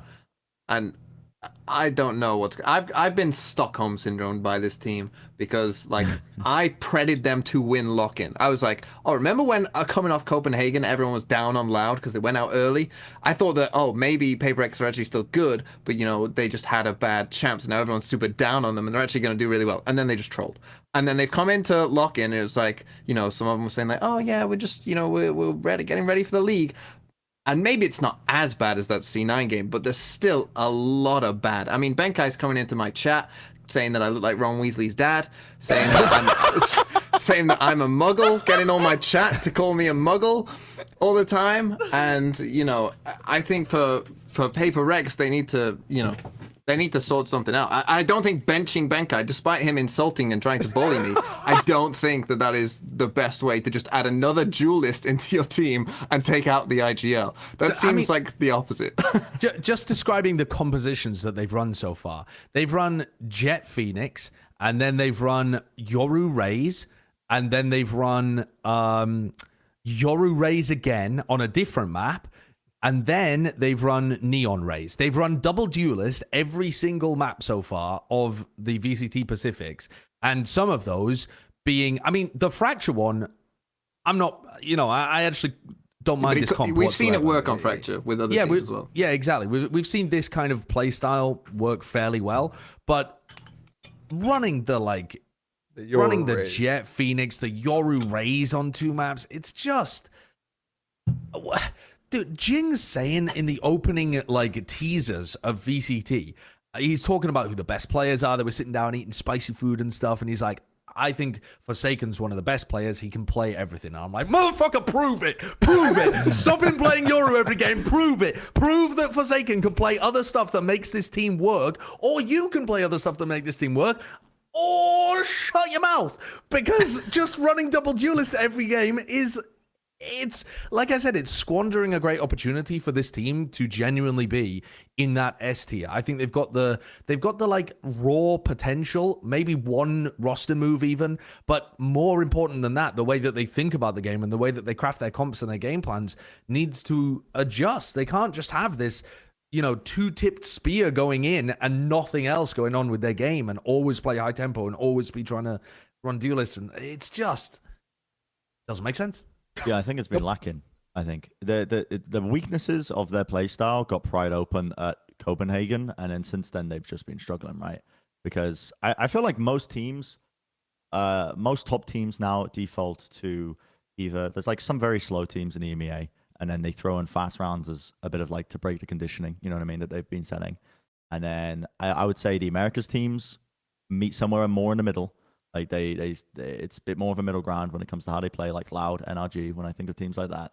But then PaperX are almost in the complete opposite. They're the inverted carrying forwards. I think that was disrupted months ago, and I do worry for this team, even in Pacific. Like, they've been slipping up in Pacific. I still think they should be easily making playoffs, but even at the international events, I can't see them doing well until they either change up their game plan and adopt maybe more of a middle ground like the Americas teams do. Even before we even get onto the compositions that they're playing. Yeah, they've always been that weird team of comps. I don't get what they're trying to accomplish right now. It doesn't seem like they're moving forward and improving on any of the things that have been bad for them at the prior tournaments, which is crazy. And Bren, by the way, like, you're saying that their playstyle has been like dissected and like people are just know the recipe, like. But that's not even like what's happening in this game. Team Secret, that's not the for primary example, issue. For Team Secret, like Team Secret just fucking W keyed back. They just went Paper Rex back at them, and they won on Haven, and just like, or they didn't win on Haven, but like that's the type of thing that they're doing. They're just going fast back at them, and it's really, really funny because it just ends up in this clash of just what the hell is going on. It's volatile. Yes, is how I feel about it. It's like it's a very volatile playstyle that is super dependent on player form. And when you play against a team like Team Secret, which I think Team Secret are currently, the way I describe that team is like they are punching above their weight. Not to say that they're a bad team. I just think that they are very capable of like always playing up to their opponents. And like, and currently that I think that their trading is actually, or like the fundamental gameplay that they're playing seems quite good. Like they're just able to. But also, Team Secret made changes in the offseason to massively improve their fragging. They added 2 players that are way better than the ones that came before in terms of their firepower to be able to do stuff like that. When was the last time that Paper Rex made a roster change to improve their fragging? They've got 2 players that have world-class fragging, and that's it. I mean, the other guys have maps where they come to life. Like Devi, I think, had a map where he played incredibly well. Maybe it was even a match where he played incredibly well. But for the general part of it, you've got 2 players on that team that are world-class in terms of their mechanics.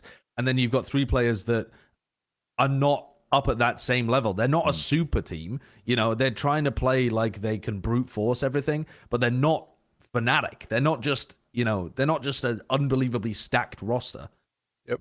I do, when I think about replacing Benkai, by the way, I don't think that's like replacing him with not an IGL doesn't make sense. But also, I don't feel like he has real control of this team. When I watch the Yoru plays, it feels like sometimes Forsaken is just doing like, they kind of call like an area that they're like interested in going to, but it just feels like Forsaken does whatever like TP he wants to try, and they don't actually fly. Like, the reason the bind Yoru was really good was because Benkai played Breach for Forsaken. Yeah. And nobody's playing anything for Forsaken. And even in cases where like Mind Freak is flashing backside or something on Haven, like he's not TPing with that. He's not using it. All he's doing, he's throwing his TP down long or doing it for some sort of map control, and then TPing or not. And it's based off of nothing. It's not and they're not able to pounce on like the mistakes that they're normally able to see, like, oh shit, this guy's playing way too aggro. Normally, I'm going to flash and TP on him, but like that doesn't exist. Borkum was playing a better Yoru on Omen for Team Secret than Forsaken was, because nobody's doing anything for him, and it's really annoying. It feels like they've got 2 separate teams. They've got Jing and Forsaken who are ready to just go in, and the other 3, when it was working well, it's like the other 3 were on that same hive mind of, everything was timed well, and the utility was arriving just at the right time. Now it feels like there's a disconnect between the 2 and the 3. The 2 are still running in, and their successful rounds are when, Jing or Forsaken just kill people that aren't flashed or aren't stunned. But the 3 are like in a different wavelength. That they're not at the same time as those. Like exactly like you're saying. Like it just feels like they're just a bit fractured. I don't know, and I don't know if that's almost a weird thing to have happen. You would think that a team that's been together so long, would be on the complete same wavelength, and they wouldn't have that problem necessarily. But yeah, I'm starting to slowly lose faith. I have a theory. Oh, here we go. Okay. Here we go. Do you remember that episode that we did? I can't find it at the moment, where Connor Prince proposed the Prestige. Yes. And he was going to let people in on the magic and then rip the players' chromosomes to pieces and reassemble them into an incredible team of his own. I think that about coincides with the downturn of Paper Rex. I think Avast may have received funding and may have tried the Prestige on Paper Rex, and he may have essentially space jammed them. I think he's mixed his movie references, and he's stolen their talent and put it into a fucking big Valorant basketball, and now he's just waiting for a team to imbue with this power. If Misfits ever actually signs, a partnership team or an Ascension team or something like that, or maybe it's going to be the Game Changers team, they are going to get imbued with the power of Forsaken and the teamwork of Paper Rex and the aggression and understanding of the game of Benkai. That's what's going to happen. Wow. Okay. It's the Prestige gone wrong. To be fair, Vast hasn't been on episodes since then. No. Exactly. Where's the Vast? Where's he been? Coincidence? He been says doing? he's always in business meetings, but actually he's harvesting DNA from Paper Rex. Whoa! Actually, remember the joke he made on the co-stream about Hiko and his blood boys? Yes. That was the early stages of the prestige. Dude, Yeah. it all comes back to the same thing. This guy is a megalomaniac obsessed with genetic engineering. Oh shit. We need to intervene. We have an ethical obligation. No, he's escaped to Plat Florida. Chat assemble. There's no laws there. The Florida Yeah, he's in compound. There's no Florida. laws that apply. You can get away with anything. Genetic engineering, whatever he wants. Okay, the other part of the Pacific region I wanted to talk about because I don't really know where I stand on this one, but coming into Pacific Week 1, T1 as a team, I remember talking to NA teams that would be scrimming against them, like, they're not good. I remember Lock-In, they weren't good. But coming into Pacific Week 1, Week 2, they're currently leading 2-0 in their opening matches. One of them against Global Esports when they were playing with Ronski, I think, having a couple of issues with that, pushed pretty far. Talon also have slipped away from that prior form that they were able to reach at Lock-In, which we could talk about as well in the same breath as we're mentioning and talking about T1. But I want to know where you guys stand on T1 as a team, because I think one of the biggest problems with them was their macro play, their calling. And I've seen evidence of that being improved, but I wouldn't say I'm comfortable calling them a contender for Tokyo yet. I don't know. Was Zeta calling during the Fury game? Or did they change that for Pacific? I thought it was Munchkin, but I wanted to Pacific. ask. I think the Fury game, I think what I was told it was Munchkin, but again, I think someone's been whispering misinformation in my ear. Yeah, it is possible, because I mean, the teams when they change their IGL don't always inform people about it anyway, so it can be delayed or just wrong, the kind of info that we hear. But I think I've noticed a difference, certainly from what we saw at like the Ludwig Tarek stuff, and I think in the game against Fury even, to the way that they're playing now. And also I feel like I've witnessed an individual improvement in Munchkin. He still is just kind of W keying at people sometimes, but he is hitting his shots to a level where I'm like, oh damn, Munchkin's playing pretty fucking well. And I haven't really seen that since he's been playing in Japan, I think, really. So it seems to have freed up both of those teams, but they have had some easier games here. Talon was doing a wee bit of trolling, and then the global game, global seemed to be very different, whether or not they're... I mean, Ronski played a poor game, I think, to open. Probably just wasn't really, ready for the first match or something, because he didn't get that warm-up at lock-in. And also, Monya is really inconsistent. He sometimes has a God game like he did against DRX, and he sometimes has really, mediocre games, and he was just having a normal mediocre game, I think, against T1. So it wasn't like Global were playing as well as they did against DRX, but I've been actually fairly impressed in this team. I didn't think their 6-man roster was going to work with them integrating intro and stuff, but it really hasn't been that bad. Yeah. Been pretty good. Now that I remember, I was watching a comms video of, I think it was like one of those mic'd up segments that the Pacific did, and Zeta was definitely talking like he was calling. Just Giga Chad behavior. So I think Zeta is actually calling. I really like what they've been doing recently, and it's been taking the good things that we remember from the very beginning of T1, at the Ludwig event, where there's really good executes, solid utility, whatever, and that's kind of the focus point. And they've merged that with also just everybody being able to play very well, and not just trolling. Sometimes Ben in some of the series in the past has been not great. Right now he's feeling okay. He's feeling like he actually has room to play, rather than for some reason looking incredibly uncomfortable. Not a fan of the 6-man stuff that they're doing with intro, but I'm not a fan of any of the 6-man stuff. So maybe that's the thing. But Intro looks good though, right? I think Intro he looks fine.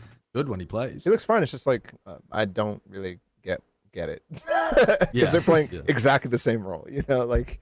I think Saya and Carpe specifically. Carpe's looking very good. Saya looks like he's playing like the guard last year, and I think it all comes down to comfort. I think it all comes down to these guys are finally gelling together, and I think maybe Intro being in the team has helped that significantly, because Ben still only looks like the one outlier, and that's it. Cool. I went to the bathroom, so I missed that, but I'm sure you all were speaking very intelligent Facts. Of course we did. You're all correct. As soon as you left, we just started going pee pee poo poo.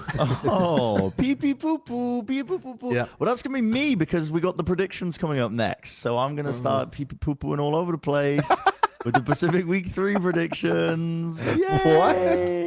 I don't know. I just wanted a way to transition that, and I didn't know how to do it. 'Cause I'm losing. I don't know. The longer this goes, the more the meds wear off, and I'm just gonna start. Gen.G versus Team Secret. That's the first game we're going to predict.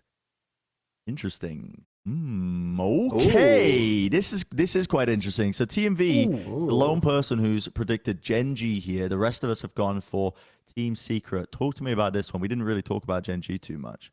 Yeah, I mean, I'm not going to lie. I'm doing it purely in ignorance. So I'm going to let you take Gen.G have looked pretty good, I think. Everyone, it was kind of a weird thing where from lock-in they lost 2-0 to Loud, but everyone's like, oh, Gen.G didn't look too bad in their 2-0 loss. And then I think since then they've kind of carried on. I mean, this is kind of me just following on like what I predicted at the start. I kind of did a little prediction for the leagues, and I had Gen.G finishing second, which was a bit of a punt, but I just thought maybe Gen.G can finish second. So this is me just kind of carrying on with. Yeah, I think this will be a close game. I mean, I'm not surprised. Like, I think this is, two teams that I think will make playoffs in Pacific. And yeah, it could go either way, but I think Gen.G, I don't know, career buff, win. Yeah. I'm feeling like I've done a bit of trolling here, because I'll be honest with you, I haven't watched either of the Gen.G games. They played against RRQ, and then they played against Detonation Focus Me. Apparently, DFM have been playing fairly well, but... Oh, the Fracture game, Gen.G, that was... Not good. I'm just not. I'm ignoring the Fracture map against Detonation because that wasn't so good. But yeah, for the rest of the time, yeah, they have had perhaps, let's say, an easy schedule. Against two probably that won't make playoffs there in their first two games. But I don't know. Maybe I'm just pure hopium, pure king hopium. But yeah, I think Gen.G have looked pretty solid, but Team Secret I think have also looked pretty solid. So I think it'll just be a close game that could go either way, to be honest. I don't think I've watched a single Team Secret game that's had any trolling at all so far. And granted, I'm a little bit ignorant on Gen.G. I've watched like literally highlights of their matches because Pacific, just Pacific things. But I'm going off of massive confidence with Team Secret, even in the Paper X game. Massive. Yeah. I mean, Jesse Fash and the thing is like.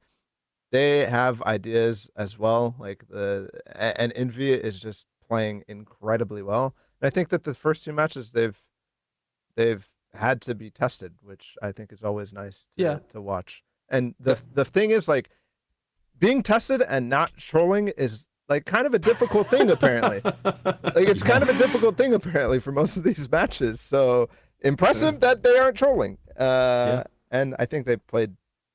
Like at the beginning of the season, Talon was one of those teams I was like probably maybe fighting for top 3, and they played against them. Talon was trolling for sure, and then they played against Paper X, also trolling for sure. But you could tell, and they played against Liquid, also trolling like 1,000%.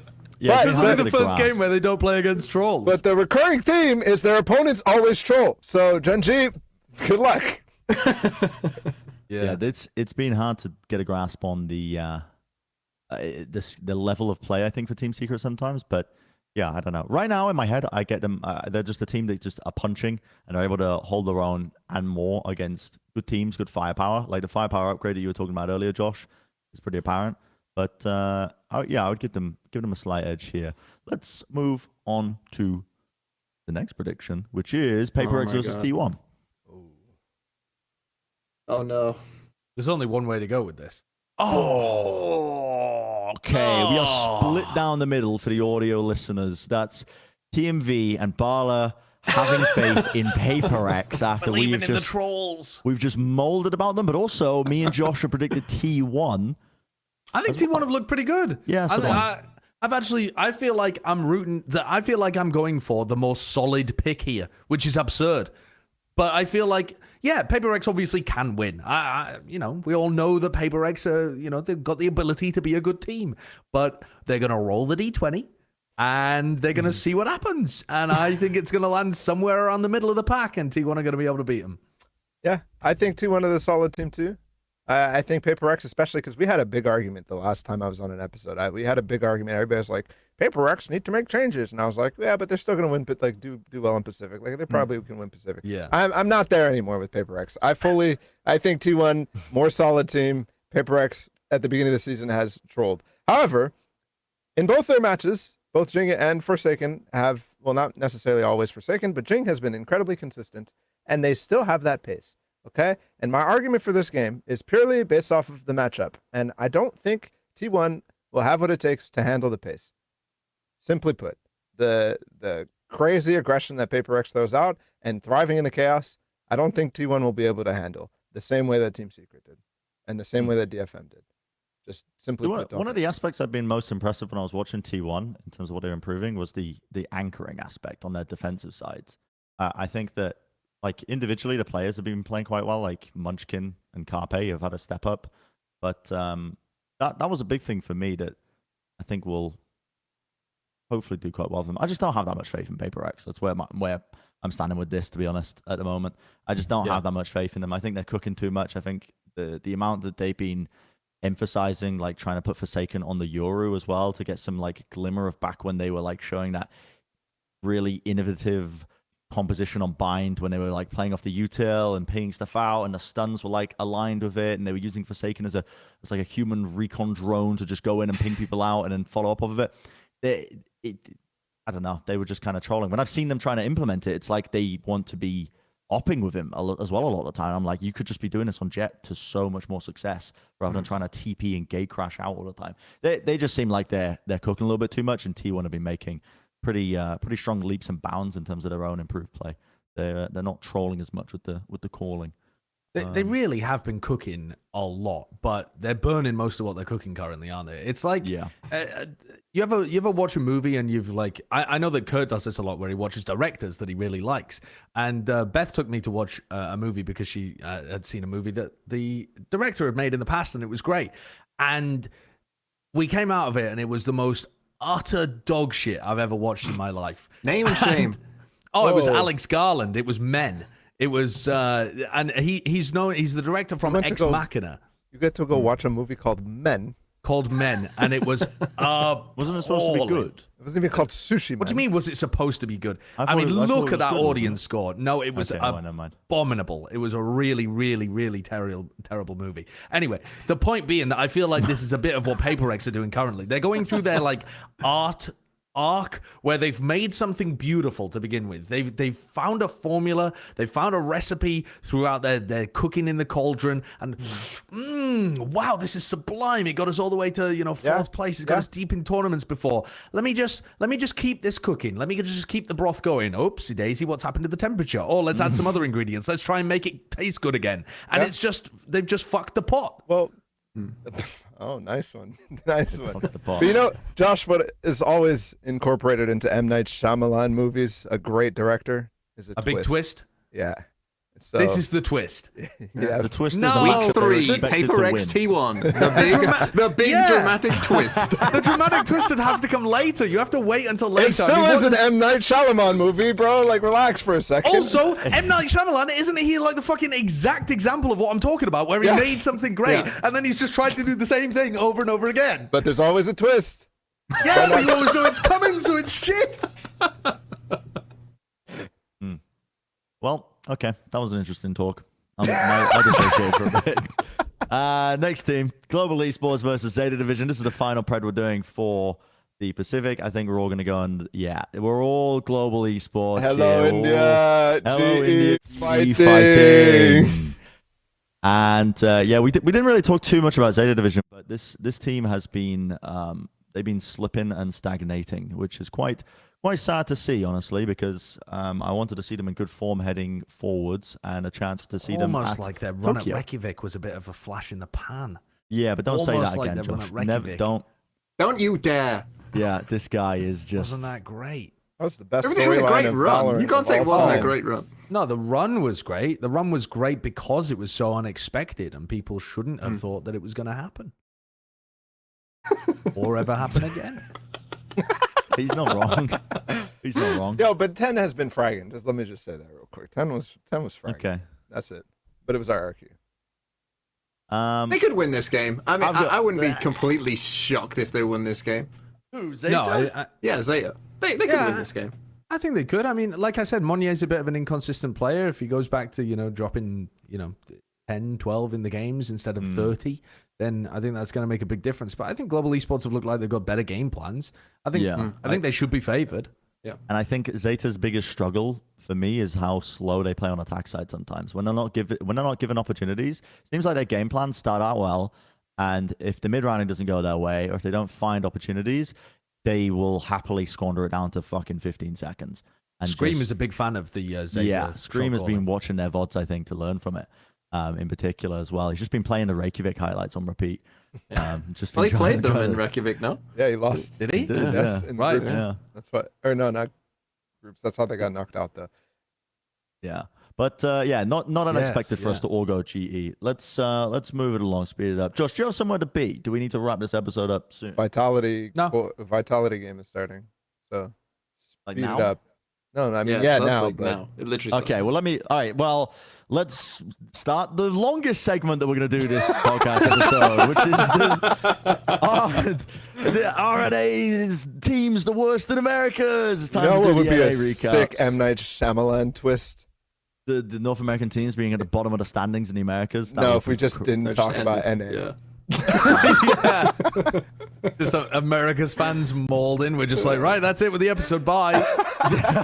I have seen so many of the fans immediately saying that it's going to be 3 South American teams in Tokyo. It's Leviathan, Loud, and Furia. They're the ones going through. They're going through. Like, these people have given up so fast. The game. North American fans are actually just such, what's the word? Like, sunshine fans. Is that what people say?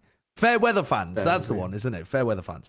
But god damn, man. I mean, no, the North American teams are going to be fine. They're going to still qual to the playoffs. They've still got chances of being able to win. But Leviathan and Loud look great. It's But Cloud9 we won already this knew week. that. Everything's fine. Like, don't worry. We did already know. Let's talk the biggest match though of Valorant history, which was Sentinels versus 100 Thieves. That it did live up to Yeah, it was a great the game. people's expectations, actually, which, listen, very, very close game. I believe what ended up rearing its head at the end, though, was that commonality that we've been seeing threaded through a lot of 100 Thieves matches, which was the inability to close it out, right? Because that's kind of what happened on Ascent as well. Remember?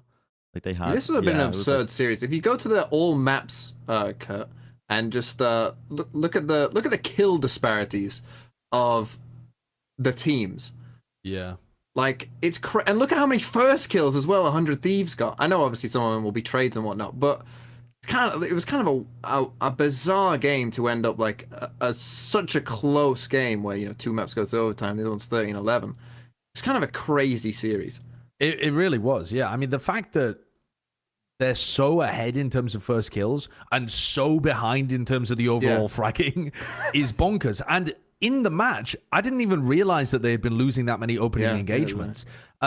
You only see it, or at least I only saw it, looking at the match page afterwards. I didn't realize Pancada was like 0-8 or anything like that. But you could tell that Zekken and Tens were having big impact. Like, you could tell that these guys were really fragging. You could see the advantages that they were having. And also, I just feel like 100 Thieves are continuing down their same path of not having that core super solid foundation to be able to rely on. There were a bunch of situations where I feel like old 100 Thieves would have been able to win X round. I don't know exactly what the situations were, but I was watching the game and I'm like, okay, this is where they pop off. This is where their protocols are normally fantastic for able to, retake an area or get into a spot to win the round, or, something like that. And they just let it slip. Yeah, that's the biggest they're thing for me, is playing letting it so slip. much looser. They had, I don't know how many opportunities it was on match point to try and close out the series at the end, but they let it slip away from there. Some signs, some good signs, I think, for both teams though, which is kind of what I wanted, was the roles to get sorted a little bit more, because the Pancada to Sentinel experiment, listen, he didn't pop off in that role, but he can play it pretty well, and I think Sentinels have kind of settled on something that they can build upon for these next, for the split of the Americas. And 100 Thieves have also started putting Cryo into that kind of primary duelist position back where, he was dominating. I don't think that was ever really too much of a problem. But one of the big criticisms that Don had when we were watching 100 Thieves play at lock-in was that Cryo's the kind of player where you want to enable him and you want to put him in these comfort roles. You want to put him on Jet, and he's going to be able to create, he's going to be able to find advantages for you in like mid rounds if things don't go too correctly. But when it felt like he was playing into the team structure of 100 Thieves, where he was playing the Omen for them. They had like a really good idea about they would play the Omen smokes for retakes and play off the paranoias to retake really well, like in certain scenarios. I'm thinking about that Icebox gameplay. But they moved away from that. They put him on the Jet again, which I thought was a better sign, a better look. But also long term, isn't that a bit more concerning that they're now going to have to, like Cryo they've already given up after one tournament of running Cryo as their overall entry player, and now he is just their Jet player, and that means that Asuna has to be their Raze player, and if they're not playing a Jet in the map, Cryo's got to play, I don't know, Sage or something else. Like it's slightly concerning, I think, for the long term that they thought they were acquiring a star duelist player, and actually what they got was a Jet player. That concerns me a little bit. Yeah, I think we shouldn't overreact. L plus ratio.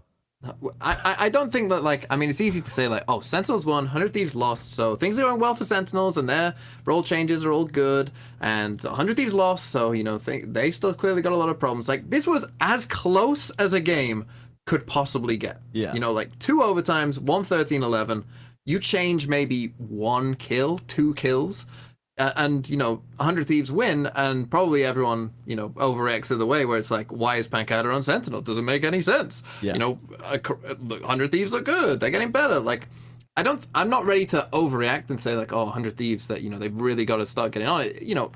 Obviously if this continues further weeks and they continue to struggle, I aren't massive high on 100 Thieves, because it doesn't look like they got really that better since Red Bull Homeground. They won Red Bull Homeground, and it was worse. like, oh. Yeah, I think they look worse. Yeah. They've been moving more into a direction where it feels less preset, right? Because they were a very, very preset strategy team with when Sean was like the coach for them. Like the timeouts that they would take, they would have really cool ideas coming off the back of it that would be very successful. But when you go completely in that direction, you end up with a situation. You end up with a team like, for example, Evil Geniuses, where there's none of that in the moment independence. In particular with like the calling of Stella, like you need that adaptability. You need the players to have some level of independence where they can call an opportunity or they can see an opportunity and take it in the middle of the round rather than strictly going by the book, which is why I like them putting Cryo on the Jet more, Josh. I know you were saying like, isn't that a bit of an issue? They've hired this guy as a primary duelist player. He's only going to be playing Jet. That is, yeah, sure, that's a weakness. But I think that if they wanted to try and find a balancing act in this entire split of like, still having preset ideas, but also still having some agency where they can, have that adaptability. Having Cryo as that heavy hitter who can get those chances for them is the best step forwards, right? I don't think it's a bad move having Cryo only play the Jet. My point was that when this move was first made, people were very high on 100 Thieves because it seemed so plug and play. It seemed very like, this guy's going to come in, he's going to replace Will. We know Cryo's a lot better than Will at what he's demonstrated so far. Therefore, easy clap, 100 Thieves with a big improvement. And actually hasn't been so easy clap. And instead, I think we all need to readjust our expectations because the reality is so different from what we were anticipating this move to look like. So I'm not saying it was the wrong move. I'm saying we need to, rethink where we were putting this team because reality no longer looks like that. And I think that TMV's point is really, really quite reasonable too, because Sentinel's roster changes, the role changes rather, are way weirder than what 100 Thieves have done in this match. And I think it deserves definitely talking about because it's bizarre. Can I know Tim V, we don't want to overreact about whatever one side because we're being reactionary and results based, but can I overreact and say that both of these teams looked bad and that I think negatively about both of these teams, regardless of the results?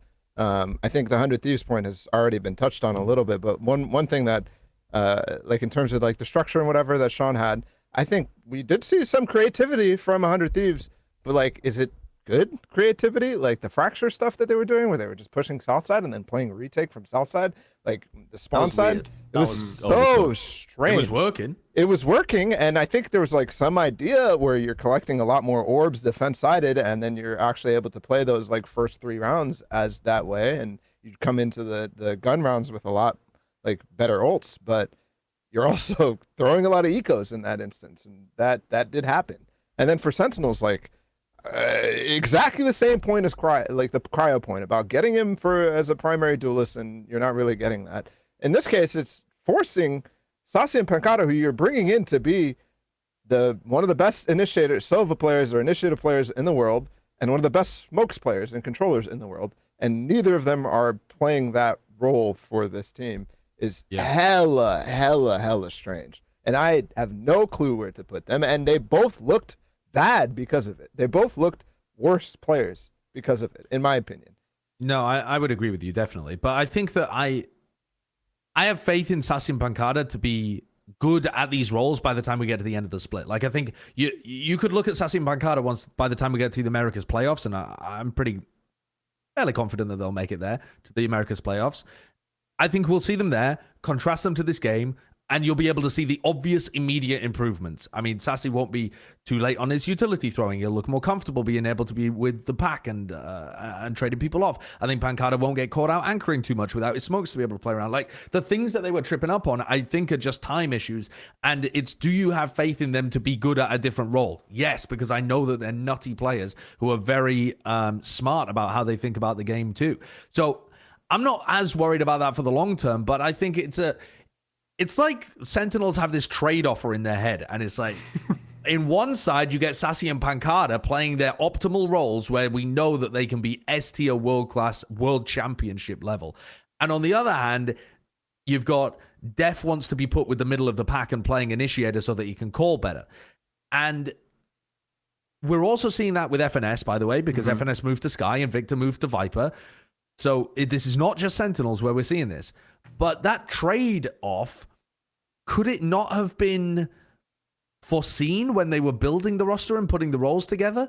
That's the thing where you're really tripping up, because you built a roster for Def to play Sentinel, and now he's not able to. Don't forget also, like, legit, like, a lot of it is coming because they want to force double duelists, too. Like... Is it, though? I feel like most of it's probably because of Def. I 100% think it is. But you could just run Zekken on an Initiator, and I think the problem with double duelist is that Zekken's just too good on duelist, and so they think that they can get more value from him there. Yeah, maybe. Yeah. Or tens can't play Raze. That's also that's maybe. I also think there's probably maybe if they want to play their defense side and have just Pancada and trust Pancada as like, you're gonna be a better side tanker than Def, therefore, you know, this is how we want to play our defense sides, where, you know, we just trust Pancada with whatever part of the map, and he'll hold it down for us, and maybe we don't trust Def, you know, to maybe frag well enough to just hold down. Reasonable, isn't it? Yeah, that sounds. I mean, yeah, that might be a part of it as well. But I think you're right, Josh, where it's like we've seen multiple teams now, and we'll come on to NRG in a second. You know, their role changes as well, because I don't think that it looked perfect from them either. You know, I think there was moments for them where it clearly there was some disconnect as well. So maybe with time, you know, as you said, like when we get to playoffs, we'll be like, oh, what are we talking about? Pancada's the best Sentinel in the world. You know, maybe that will be the case. But yeah, early on, maybe it's just going to be a bit rough. I have a funny story relating to this match. During obviously the Americas new broadcasters in the studio. And it's, you know, it's new ground for me. Never been in the LCS studio working before. I was on the desk with Mimi and Golden Boy. And listen, you know, it's hard work. We're like building segments for the halftimes, thinking about the post-match, thinking about this, that, the other. And, you know, we're locked in. Map 1 finishes. And it just ends for map 1.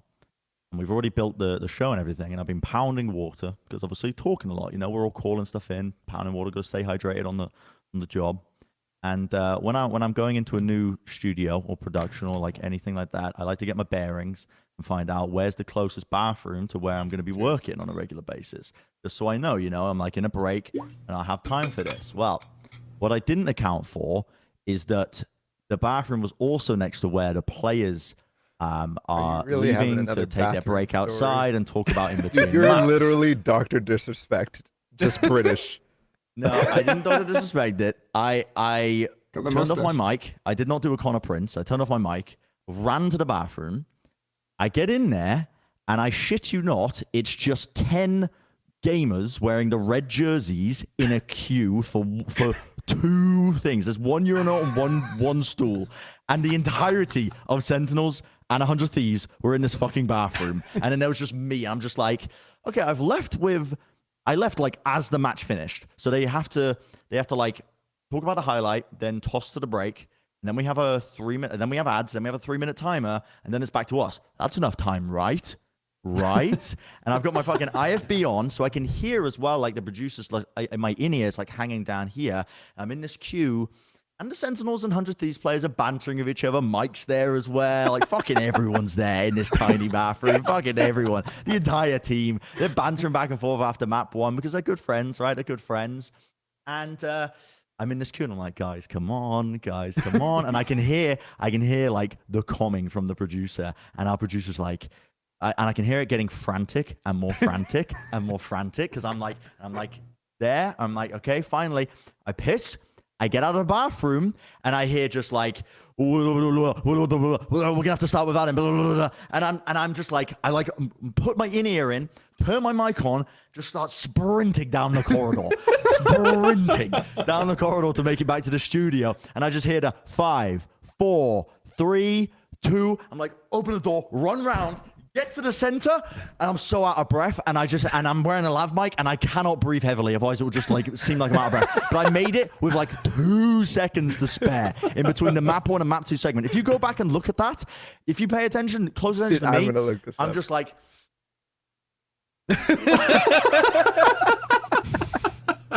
Like, yep, nothing untoward. Just jump straight back in. But it seems seamless. It was seamless. Golden Boy Lesson should have learned. just thrown to you straight away. Yeah, I mean, at one point, Golden Boy came back and he turned his mic off too. They saved you, and they fucking showed like highlights as you guys came back in. Like it wasn't just you on camera. They like put something else. I got in as the countdown was happening, so I guess they just had that prepped because that was like the backup was like waiting for me. But lesson learned: don't go to the bathroom in between the maps because. The pro players, dude, I don't know how much water they're chugging on the stage, but those guys needed a piss. They were out the door with the amount of play, like just the entirety of Sentinels and 100 Thieves. So yeah, I almost trolled day 1, first match of the broadcast. That's my funny story. Nice. Yeah. Let's talk some other teams as well. Top team in the Americas. I think a lot of people anticipating Loud to be one of the heavy hitters, one of the teams that's like a shoe-in almost because... Sorry. Just before we move on, can we talk NRG? Because they are a North American team, and people are now lumping them with, like, not going to make Tokyo, they're not doing it, like, yada, yada, yada. I had that as the final thing we talk about. We can talk about it. All it right. now. No, that's fine. Let's talk about it now. It doesn't matter what order it's in. Let's talk about it. The Leviathan NRG match as well, because Leviathan really did make light work of NRG in that second map. They pushed NRG into a position where they didn't have answers, which is incredibly rare for a team like NRG. They are usually the team that is... Listen, they'll get dominated on one side, but I think they've got the experience to be able to bring it back. And typically, they have good enough ideas, and they're just collected enough that they don't get dominated too easily like this in this fashion. Pearl was quite close, but I think, I haven't looked at the social reactions, but I imagine people are overreacting to this, right? Oh, absolutely, they're overreacting to this.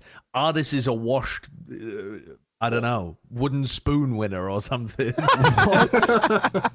the Brazilian, so one of the Brazilian Noin, who does a lot of the Brazilian like reporting and is just an active community member and stuff, copied one of the League of Legends things that they do in Brazil, which is giving someone the Worst Player of the Week award. But it's apparently like quite an official, formal wording. So it's like, I mean, in England, we have the Wooden Spoon Award. Like you win a wooden spoon if you're last, which isn't a thing in America, apparently, because I tried to explain it to people on the broadcast, and they were like, what the fuck are you giving someone a ladle for? But the idea was quite funny, and Ardis won by a country mile. And Ardis and Crashies both had like 0 kills by round 10. Yeah, I think it was 10, 10 or 11. something like that. Yeah. And certainly people are overreacting to this, but NRG just need to ban Lotus. I mean, they just don't look good at this map. They didn't look good when they played it at lock-in. They've changed their comp now. They didn't look great at it here. I think it is a league format, so maybe they'll allow it to be that. Maybe they'll float it more to try and get more practice on it or something. But it just doesn't look ready yet. It just highlighting the rough. fact that they picked Lotus as well in this series, which I remember at the moment, like at that point in time as well, we're on the desk, we're looking at these map picks bans. I was thinking, okay, Pearl, interesting pick just from Leviathan's side because I associate NRG to be very strong on our map. Yeah. But they ended up, listen, it was a very close series, so it could have gone either way. But yeah, NRG picking Lotus, I thought was very, very strange because it looked like they had made changes because they previously were playing the no duelist comp, right, a lock-in. And they moved Ardis over to the Raze because one of the big problems they had, I think, was that they were struggling to have like a bit of burst just in a lot of their sight hits on their Lotus from what I remember of the lock-in. And so I imagine that was just a change up there to try and facilitate that a little bit so they could get into the sides a bit easier. But I think they just don't understand how to play the map in general, like in particular on their defensive A control, A main. Either way, just playing around A main, their comp is pretty strong. If you think about it, in theory, it has a lot of tools to try and like take early fights there. But I think the attack side will always be favored because they'll be able to like Omen TP across or like double satchel across, break up the thing. So if you try and fight over that initial period, they were just getting boomed so often in that one particular area of the map. And I think that just signifies to me that they have an idea of how they wanted to play their comp or where they think the strengths lie, but it just... A VOD review should fix that, no? I think my problem for them, I mean, they also kind of trolled the map pick against Loud when they picked Split and lost 13-4 there against Loud as well. So I think what NRG are missing, like when I think of like the top teams in Valorant, right? When you think of like the teams that like are winning tournaments, which I think NRG, like people probably coming out of lock-in, whatever, we're probably thinking, this is a team that should be competing to win Tokyo. Not just make Tokyo. They should be competing to win Tokyo. When I think of teams that you think like, oh, they can win the whole thing, they always have a map where you're like, well, that's just their win, right? Like Optic had it with Bind and maybe Fracture at one point as well. You think of old Loud Ascent, you think of Fnatic Icebox. When you think of these top teams that are competing for tournaments, you just think like there's a map where you just don't really stand much of a chance. And they have played some really good games on Haven. And I know that Leviathan are a decent Haven team, but I don't think they're, amazing at it. And Leviathan is still running like the same things they were doing back in Copenhagen on Haven. So it's like, if you're a really good Haven team, why are you not picking Haven? You've got plenty of film to study of Leviathan. Yeah. You know what they're going to do. So you can, anti-strat whatever you want to do. And you've been really good at Haven. So just pick Haven. I mean, at least leave it until a third, a decider, right? Yeah, so they banned it and wanted to play Split. Yeah. It's like... Yeah. But, I mean, we didn't even get to see what their split looked like anymore. Yeah. I mean, but that's 2 maps where they have looked rough in the past that they were going to play in this series and try to win. So, very unusual map veto process. But also just a really unusual comp. I mean, when you see them play the solo Omen with Breach and Sky on the map... It just feels like they're overloading the comp with flashes that you can't get much value out of on Lotus because there's so many places where you can just dodge them and play anti-flash all over the map. And yeah, the dog gets good value and the fault line gets good value and the ults are pretty decent. But having both on the team without a Viper doesn't really seem like the greatest comp to me. And I'm going to be honest, we didn't even get to really see whether the comp was lacking because their game plan was lacking, their fragging was lacking, Taco ran over them, and then they kind of death spiraled from there. But the comp was a factor in Taco running over them as well, though, because I'm thinking about it. You think for the A long fight that gets taken place on Lotus all the time, when teams run double controller, you can't get away as easily at all with holding down that one sight line with an operator. Like with a jet player holding down with an operator, because there's going to be a Viper all in your way. There's going to be the layers of the smokes as well, whether you're running like the Harbor and the Viper or just the Viper and the Omen or whatever. It's you just can't do it. So you have to kind of it mitigates that kind of impact. But Taco was buying an operator, and if he wasn't locking down the A side of the map just on his own, he was pushing up deep into C and giving constant information. And the defaulting by NRG was so grouped. It wasn't like an early spread to try and offset and push away Taka from getting all of that info at the beginning of rounds of an op. It was just letting him push all the way up, and he's giving constant info. Like, we're getting into like the middle of the round towards the end. He's like, guys, no one is coming here. Like, no one is coming here at all. They could be like deep into B, I suppose, but they're going to be leaning A. And it was setting up Leviathan all the time to stack over towards A and play like hard retake, and they've got player advantage to even do that in the first place. I think the way that they play it, the map, is a big problem. The comp might be able to work, but for me, I think that was the limiting part for me. But also, I felt like NRG's game plan was so good on Pearl. I loved what they were showcasing. I think that they played a wonderful kind of read on the map, especially the attack side. They had such great ideas, the way that they mix up they counter-stratted the shit out of Leviathan, actually. Yeah. I don't know if you noticed, but I spent my morning watching back Leviathan's old Pearl and noticing their tendencies. They really like to default like 3 players into mid on their defense, Leviathan. And NRG were either going for hard hits because they were reading it, or they were just making note as well of what they were doing on their pistol round. Like, another thing that Leviathan like to do is split A on their pistol rounds on their attack side, and they were ready for that as well. They had like contingencies in place for it. They did a ton of prep, but they're that kind of team, right? They're a counter-shotting kind of team. They love having that kind of that footage on people so that they can do. So pick Haven.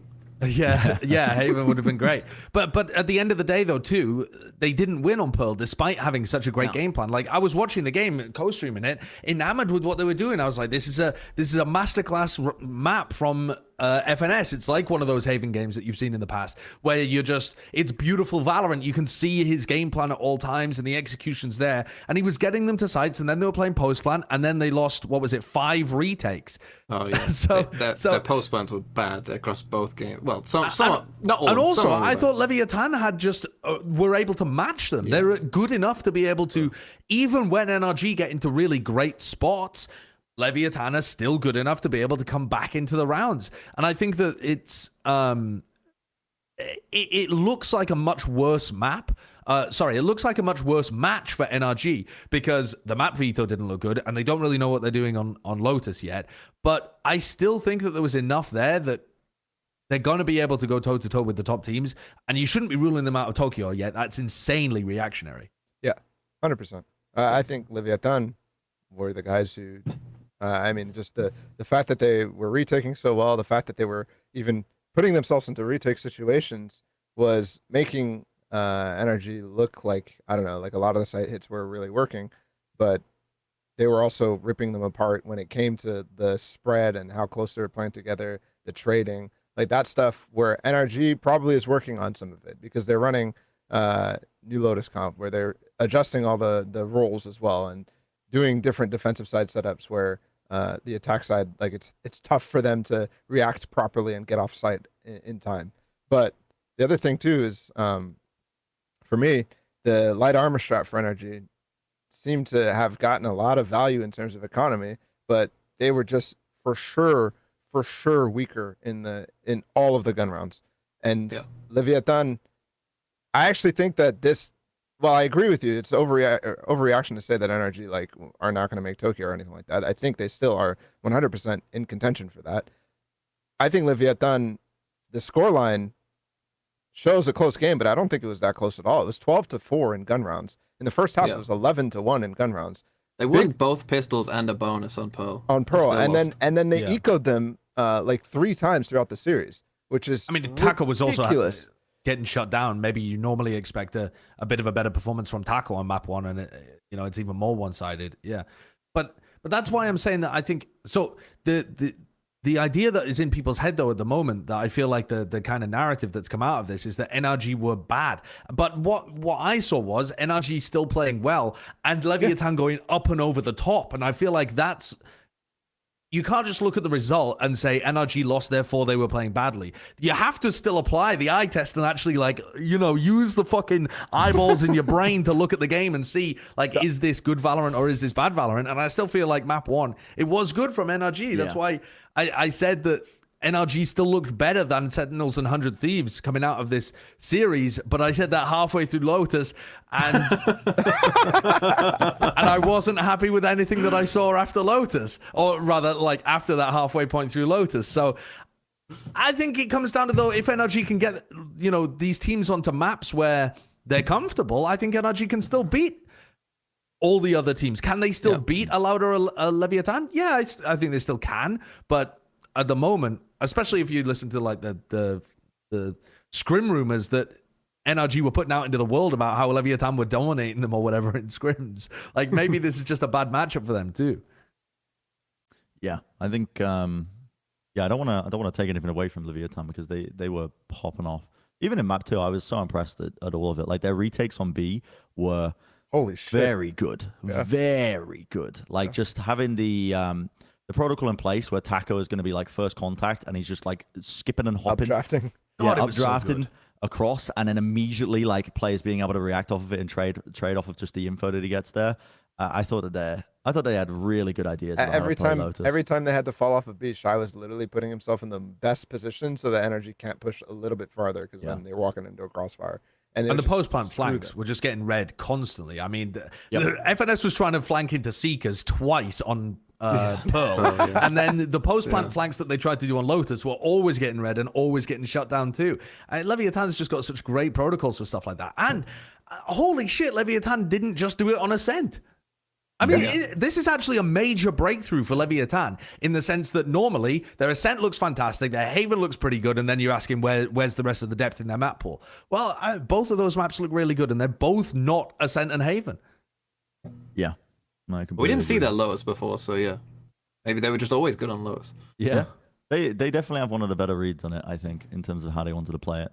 But interesting stuff. Let's talk about Loud, because they had their Brazilian head-to-head matchup versus MIBR, which they were pushed at as well. Some interesting takeaways, I think, from this series is a lot of people expecting a very quick 2-0 overall, but we only really saw that on map 1, and that was with Loud doing the Gecko innovation. This was my favorite implementation of Gecko of all the matches I saw, by the way, on Split, and people were saying, well, that's just because Loud were so much better than them. They were just winning in firepower and shit like that. I thought that they kept it simple. There was nothing overcooked, but they always had stuff comboed with the util. They were comboing breakable utility with either another piece of breakable utility, so it's like a Dizzy and a Trailblazer, or a Trailblazer and the Wingman, or a Flash, like a non-breakable piece of utility with like something else. And it always had something else behind it. And it was just simple at its core, the way it was played, but it was very good. Sadak also is one of the first people that I've noticed heavily comboing the Dizzy and the Wingman together offensively. Yes, which makes sense. Yeah, which what I'd said before about the Dizzy not really applying pressure to people, that combo that you can do yourself applies a shit ton of pressure to people because you're guaranteed to get flashed or stunned, and then people are going to be swinging you. So that seemed really good. But was it the best comp that they could be running?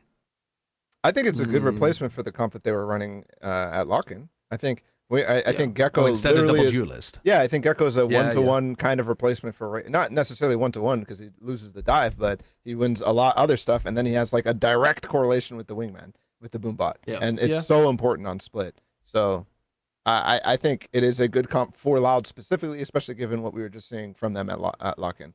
That double duelist stuff wasn't going to last forever. I agree with you, but I think that the big takeaway from me from this game was that two things. Loud are adjusting at Lock-In, they basically showed one comp, like one compositional archetype, right? And they almost won the tournament by playing that like one comp essentially. And they're starting to make adjustments to see if they can push that in a slightly different direction and take the same core idea and iterate on it and see if they can push it, make it a bit more variable, make it more difficult to adjust to. But the other big takeaway from me is that the MIBR players, maybe Mako wasn't lying.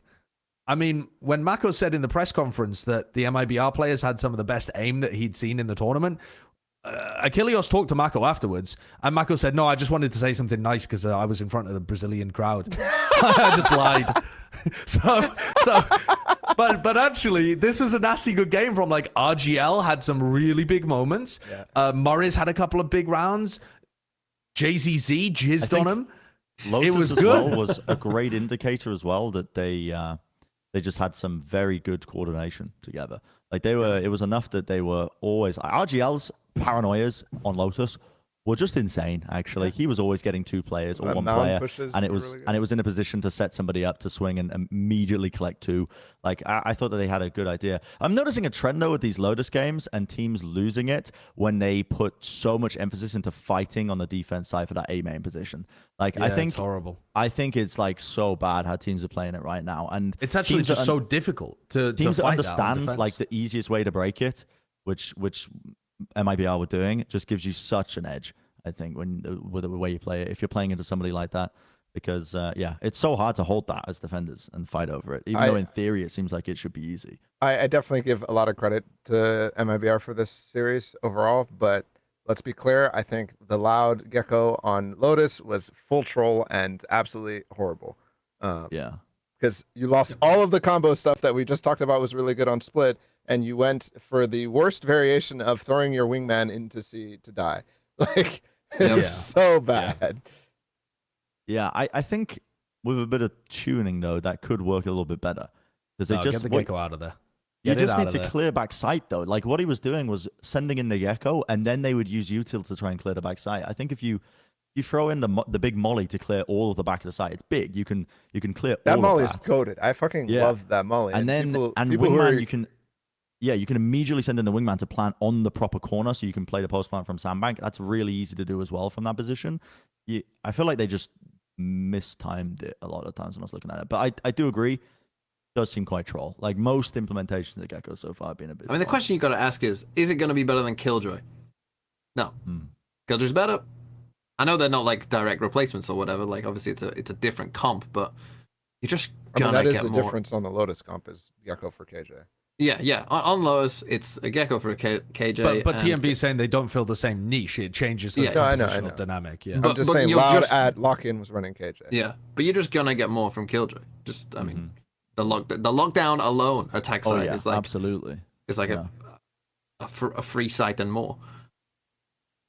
I think that MIBR though have recovered their reputation as being Yeah. bottom feeders in Americas. Yeah. They look like they're gonna have. I think actually their general gameplay is still gonna be probably missing out on playoffs, but they're gonna have some upset potential against good teams. Which is In terms kind of of cool. improvement from lock-in, I think that MIBR, like their lock-in game, didn't look good No. from that game to that game. I think they fell I was, flat like, a little bit impressed. at lock-in from the crowd, honestly. Yeah, I thought Yeah. it was full pressure for. I think other the players. double-edged Probably. sword of that crowd, because people always talk about the crowd buff, but when you have like an entire arena that's expecting you to get that win, and you're up against, it was top form talent, right? When they were peaking. Yep. That's Well, it was the very first game, so I don't know about people. yeah. Yeah, but it was just Garnet's going crazy and Sushi Boys, Jib Boys having a good second map too. All right, let's talk about North America some more. I love North America.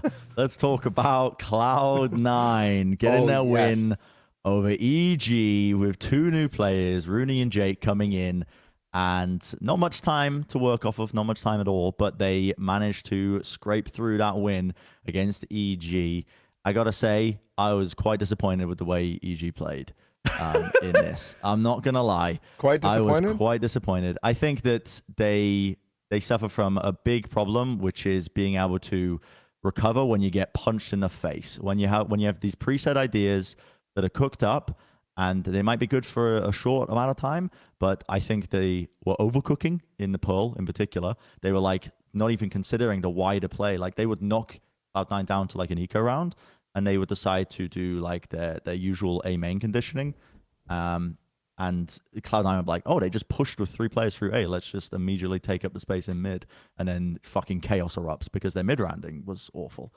So I want to see more from EG than just those preset ideas. But Cloud9, fucking out. I mean, player quality carrying them over the line, no? Especially in the second map.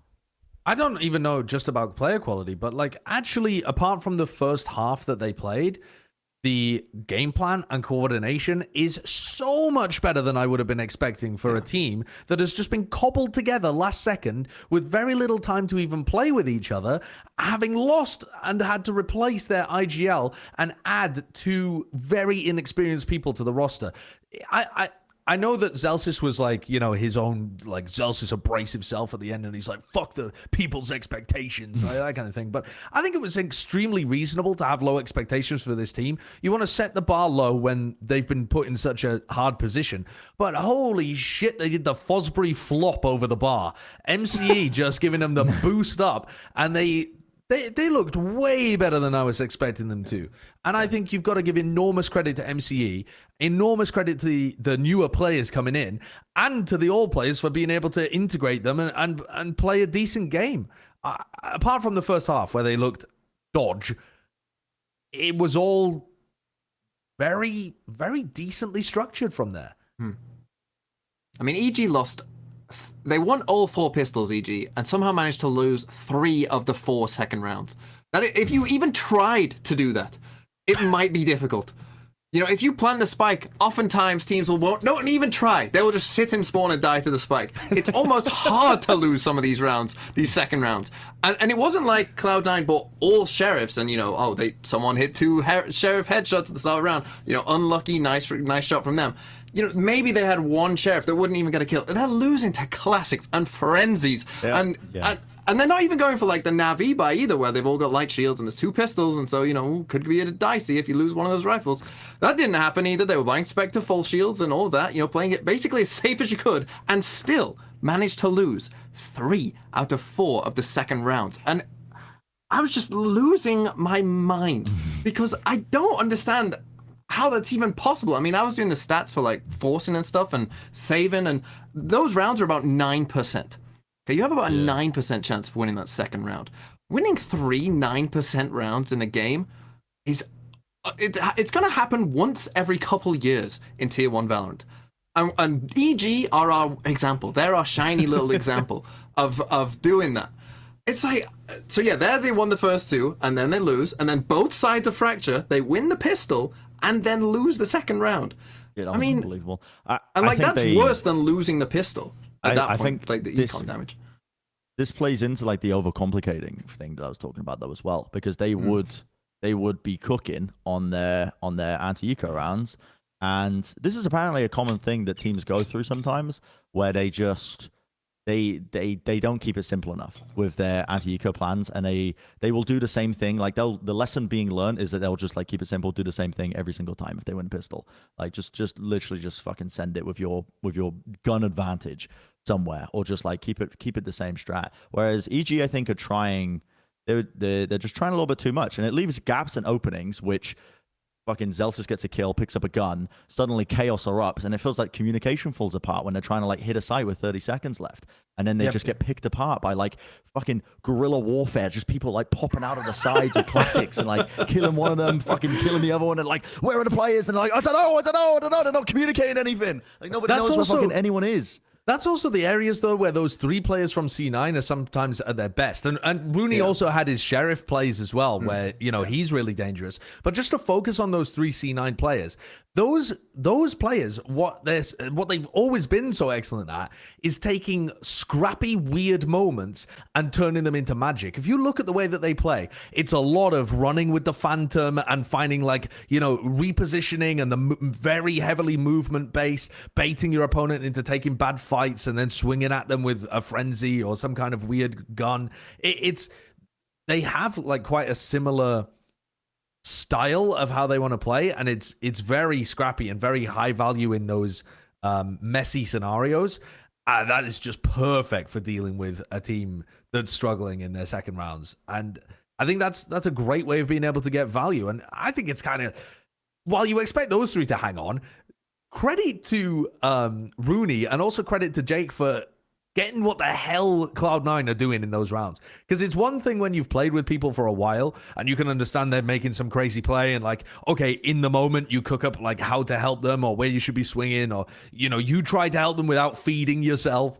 But Rooney and Jake actually were playing with some level of like coordination and discipline and not just getting caught up in the moment and inting. And that is It sounds basic, but it's like Bala said before, not trolling in these games is actually really respectable. Really respectable, especially when they are inexperienced. The fact that they weren't throwing away rounds and were actually winning rounds for their teams instead is way more than you should expect long-term for this team. But they did amazingly, Series 1. Rooney specifically, like, looks like on stage he fit perfectly with the team. And that was a big worry for me, was culturally, how will the two players that are new, less experienced, going to fit with a bunch of abrasive characters on Cloud9. You know, like it was a very big concern for me. And I think, to me, the biggest credit to Cloud9, well, actually, I don't even know if it's a credit. This is just kind of forced on them in the first place to run like the same pro comp that they ran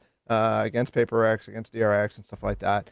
EG clearly anti-stratted them in that first half. Like, very, very hard. The defensive, the defensive play with the Gecko by Com was insanely good on the first half. And a lot of that was because the dude was literally throwing Gecko Molly lineups that land on the Phoenix ults, like, afterwards. Like, shit like that was so well prepped. And then they went to the attack side, and they're still running the same comp, and they're still prepped, and they just lose it. I think I called this match at, like 11-6 or something like that. I said this is over for Cloud9's gonna win, because you could just tell everything was falling apart for EG.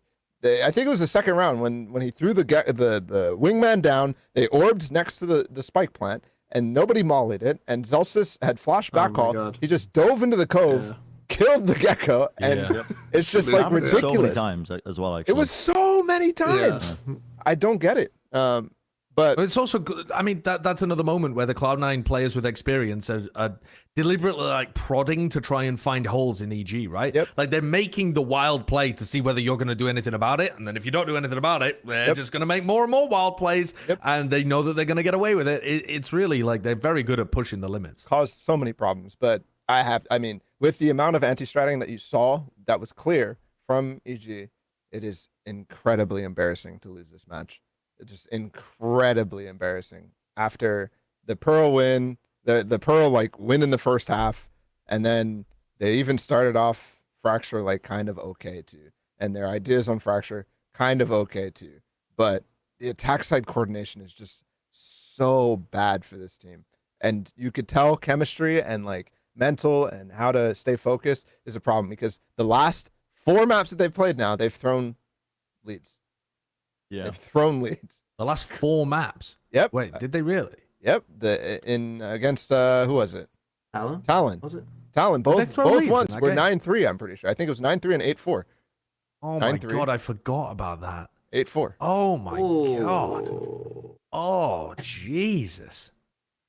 It's and this is against Cloud. This is not Talon who is peaking. This is against Cloud9, who maybe attack side maybe as is well. peaking, but is it on Fracture? I don't know. I think one of the maps was the opposite side, but yeah. So I had the hot take, I guess it wasn't even that hot, to be honest, at least in my opinion, that it should be reasonable to expect Cloud9 to go 0-6. Yep. Because they had really tough opponents apart from this first one. And this first one, I didn't think they'd be ready in time. And it looked like they actually got their shit together way faster than I was expecting. But I kind of wanted to revisit that take and see whether you disagree with it now. Obviously not the 0-6, but the 1 and... So they lose the rest of them still. 1 and 5, yeah, because I think it would still be reasonable, genuinely reasonable, for them to go 1 and 5, because they face Loud, 100 Thieves, NRG, Furia, Sentinels. Those are really tough games, but... Did they do enough to make you think that they're going to do better than 1 and 5, or is this just a great start? And listen, that's a great win.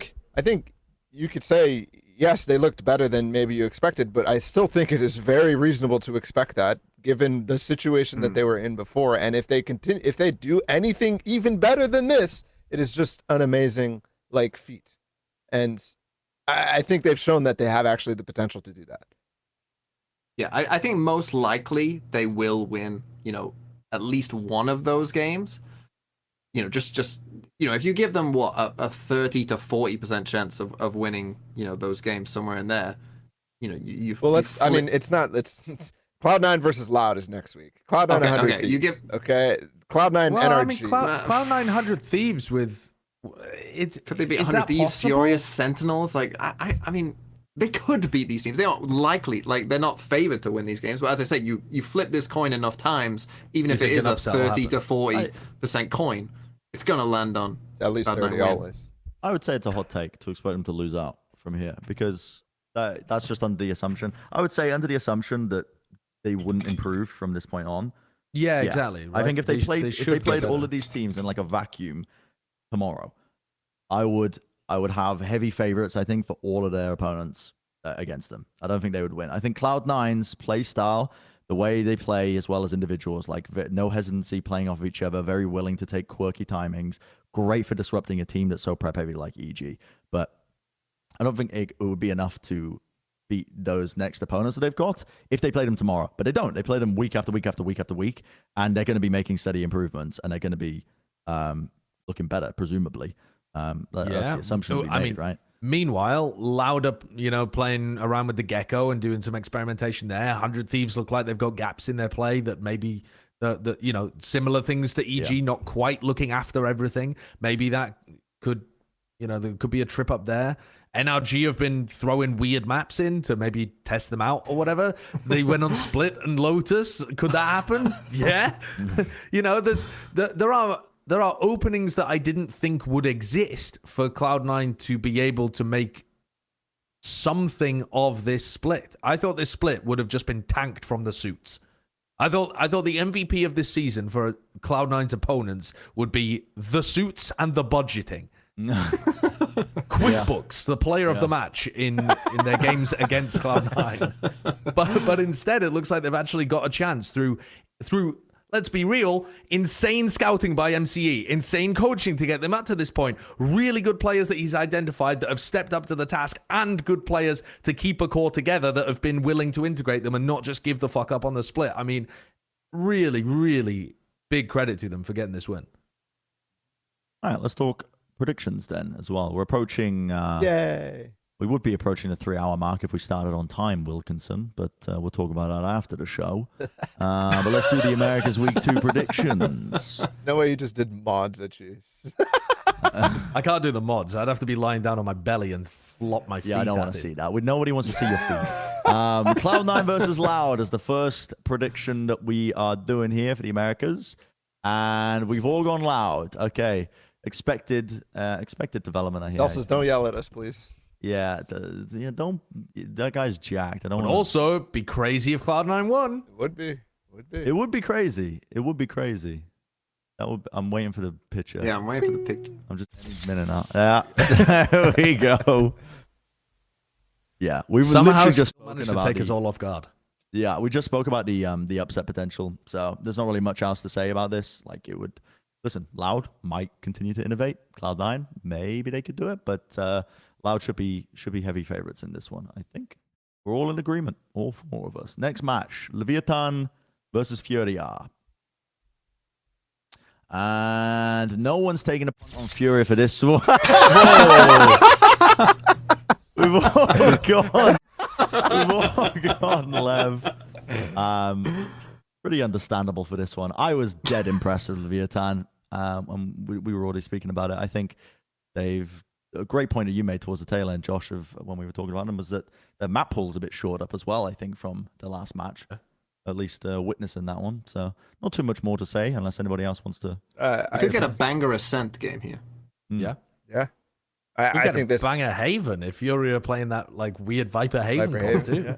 The Viper Harbor. I think Furia looked pretty good on, like, they struggled a little bit on Split. I don't know if that was too much to do with the chamber or whatever, but also Crew and Kesnet just like came out swinging, but they still managed to hold it down. I think it was like 11-7 comeback or something like that.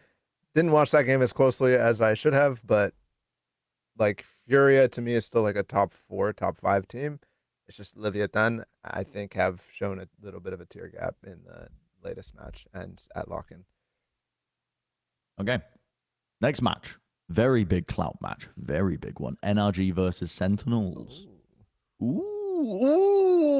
Okay. An actual difference in opinion. TMV's gone for Sentinels. The Sen prediction versus NRG. What, you want my why? Hell what do you yeah. mean? I want your why? You're the only person who's predicted Sentinels. One, Sentinels have more fans than NRG. Yeah. And two, I just have a vision.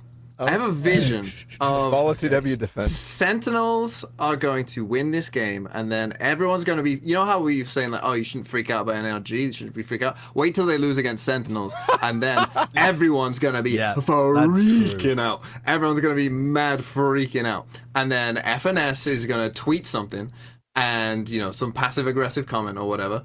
And Artist is going to get voted for worst Brazilian player of the week or whatever again. Even if he has a good game. And then from there, they're just gonna like go Super Saiyan and not lose a game the rest of the series. Like I'm not Split, sorry. I'm not like down on NRG too much. I just have this kind of it's just a feeling. It's just a feeling. Could Sentinels win this? And I heckin' love Tens. You gotta say that. So yeah. Fair. I think Tens and Zekken both played insanely on an individual level in the game against 100 Thieves, and it was still only just enough to get them over the line. And that concerns me just a bit. But at the same time, they didn't really win many of the pistol rounds, and that could really make the difference. Like if the double duelist comps don't work quite as well, but they're still splitting pistols with NRG, does that end up evening things out? Yeah, I'm just hoping that I don't pred NRG and then they troll the map veto. Like we get Lotus in there and a bad split. We don't know that their split is bad 100%, but I don't think you can troll the map veto against Sentinels here. What do you mean? I don't think you can. Also, I don't think you can. What's going to be bad? Like they pick Lotus? Okay, Sentinels. Okay, what about banning NRG? Lotus. NRG first round ban Haven. Don't care. Sentinels decide to target ban Ascent. Don't care because Energy's banning Ascent. Yeah, NRG ban Ascent. Oh yeah, sorry. Well, yeah. NRG. What is Sentinels ban? What is Sentinels ban? Sentinels Exactly. ban... Sentinels has nothing like split. They want split. Okay, that's the only map. Okay, that's going to come in no matter what. Okay, so yeah, I mean, I don't fucking know. You're going to get Pearl. You're going to get Lotus. Maybe for the other two maps. Maybe that'd Pearl be is Troll. surely going to get played here, But isn't it? Pearl is fucking Fracture, godlike for Energy. both teams are down to play Fracture, aren't they? Maybe. Yeah, maybe. No, Yeah. I think If anything, I think the opportunities to troll the map veto here are Sentinels. hasn't NRG been banning Fracture? They didn't in the game they against banned Leviathan. And look, it's just They one of banned those Ascent things and where Haven.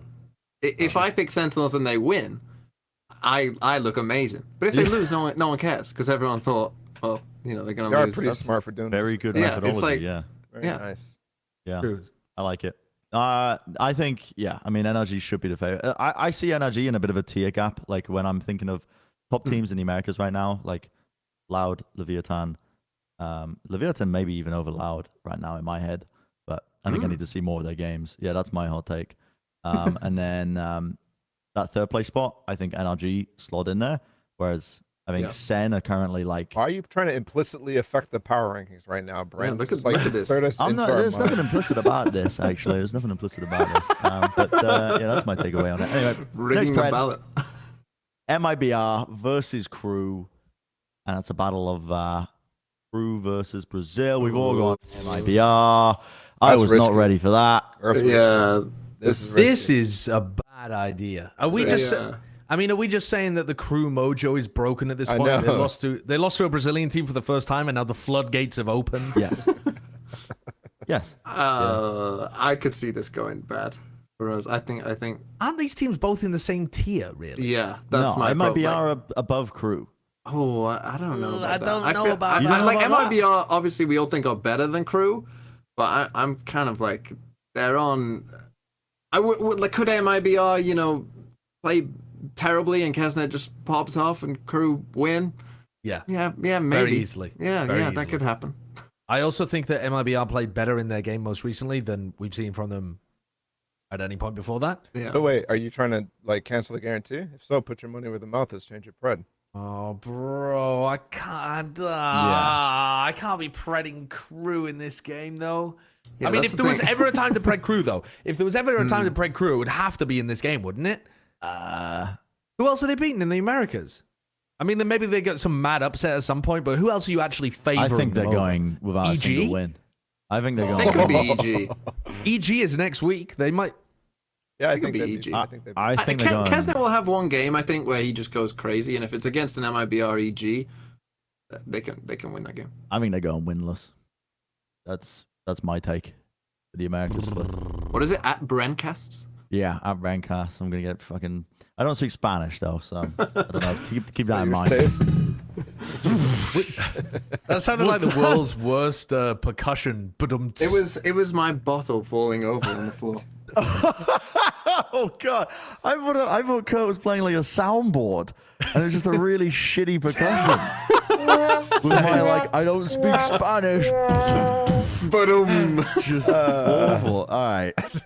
And the final pred for the Americas week 2 is Evil Geniuses versus 100 Thieves. Think I know which direction we're all going to be going with this one, but yeah, I just need to see. There it is. All of us on 100 Thieves. Kurt is so fast. And Trigger happy. These Many- photos are terrible. many back-to-back guarantees occurring here. Yeah. But also, half of the guarantees are troll to begin with, and then also one's the not troll. photos. No, this one isn't, but the previous one was, and the what we did one earlier as well for Well, I mean, maybe you EMEA should team did. pay your producer, and then Was he it won't be liquid? so disgruntled and take the fucking click the button instantly. Jesus. All right, well, Yeah, well, pay you all me. stop swearing, and maybe we'll make some money. I mean, you swore at the You beginning of the are the episode, one Josh. Me? I didn't say a fucking word. You swore within the first 10 minutes. You dropped the F-bomb, and then Bala immediately followed No, up. it was Bala. It was No, it was you. Bala first. And then It Bala. says 5 minutes. I looked at the was you. timer. What do you mean? We got to fucking have a timer for us. Anyways. Yeah. Now, do we want to do power rankings now, Yeah. given the fact that we're approaching 3 hours? Yeah. The game is at halftime right now. Let's do it. Oh, so that's why you want to do power rankings. Yeah. I think we could do EMEA these game. power rankings quite easily. I Yeah, think so. this I don't think will take too long. I'm We just gonna had argue with- 7 unanimous preds for all the matches going on this week. Yeah, but and I'm I going to think argue We're a with okay. hive a mind. lot. You're Why? fine. You will Why? argue a lot. Why? Why are you going to argue a lot? Because I've already had a difference in opinion when we've been doing these preds in terms of where I would place these No, teams. you placed crew last. I'm not going to argue about that. All right, okay. Should we start from the bottom?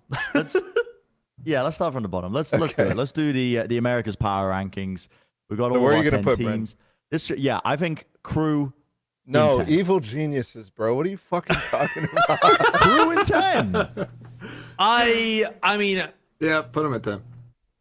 G ain't looking great. It's What easy. the heck? Put him at 10. Isn't it? Put him at 10. Nah. You're really going to surely split not. straws over this? The bottom of the fucking America's power rankings. This is what you're going to... I'm just arguing because I said I wasn't going to argue. I'm not going to lie. I'm Josh, totally I've got fine to with clean you the right then. mold out of my apartment. Hurry this Okay. up. Okay. I just feel like Crew are having some of their easiest games to begin with. Crew are playing against MIBR and EG.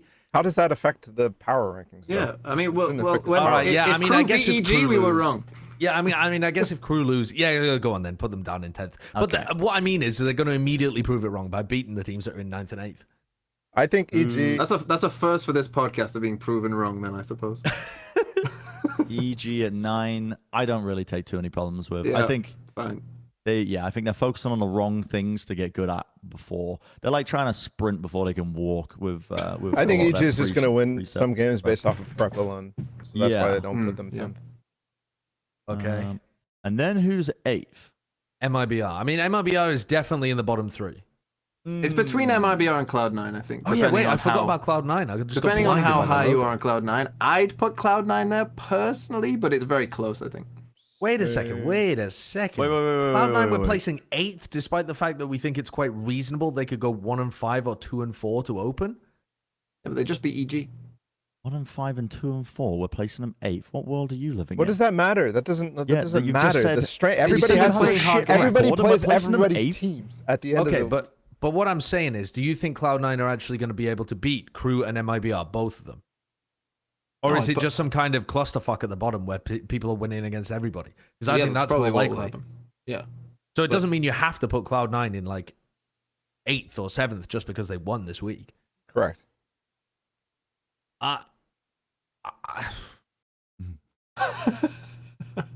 Oh, mate, I don't know. My hot I'm take lost. is that MIBR are the best out of the bottom ranking teams.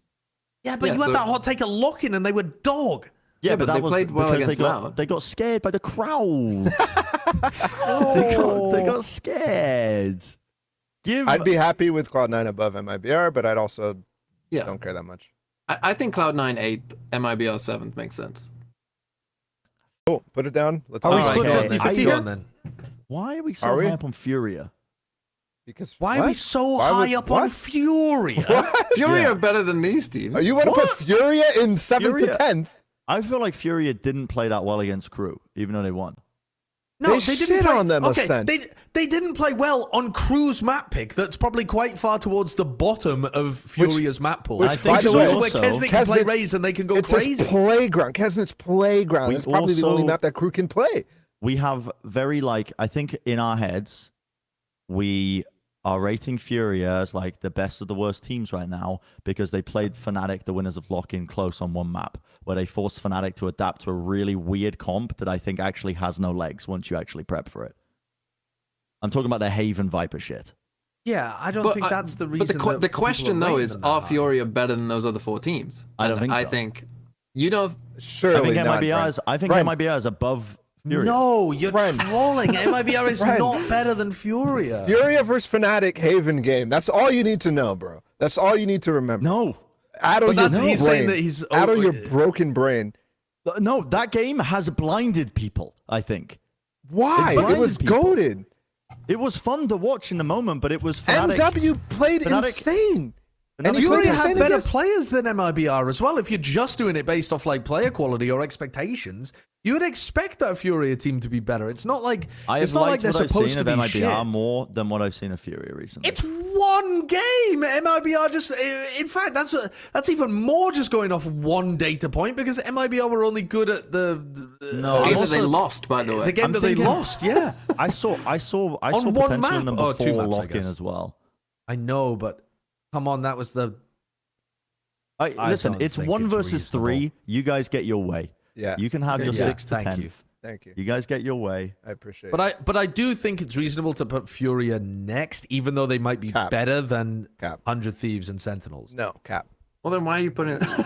What? No, It's I'm four? saying, What? I'm saying it's possible, but I don't think that Furia should be in 4th. I think Furia should be there, and then 100 Thieves should be above them. I think 100 Thieves have demonstrated more in the past, albeit with their There's all the a tier roster, break. to have more faith in them. There's I a think tier there's a break co- after 6, yeah. I think. There's a tier no, break. there up- isn't a tier break between 100 Thieves and Furia. They haven't No, demonstrated no, no. that There's a tier yet. break between Furia and MIBR, I think, and then there's Sentinels, 100 Thieves, Furia, and then there's a top 3. I think there's a top 3 tier break, middle 3 tier break, bottom 4.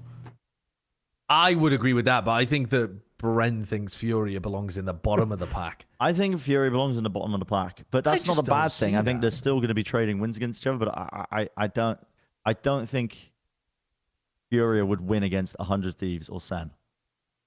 I think Oh, they I- have a I great think chance. yes. I I think they have don't a like. decent chance. I'm It'd be a not coin flip game, I necessarily. think. I'm not necessarily going to power rank them over them, but I think that Furia's got a good shot. I think they're in the same tier.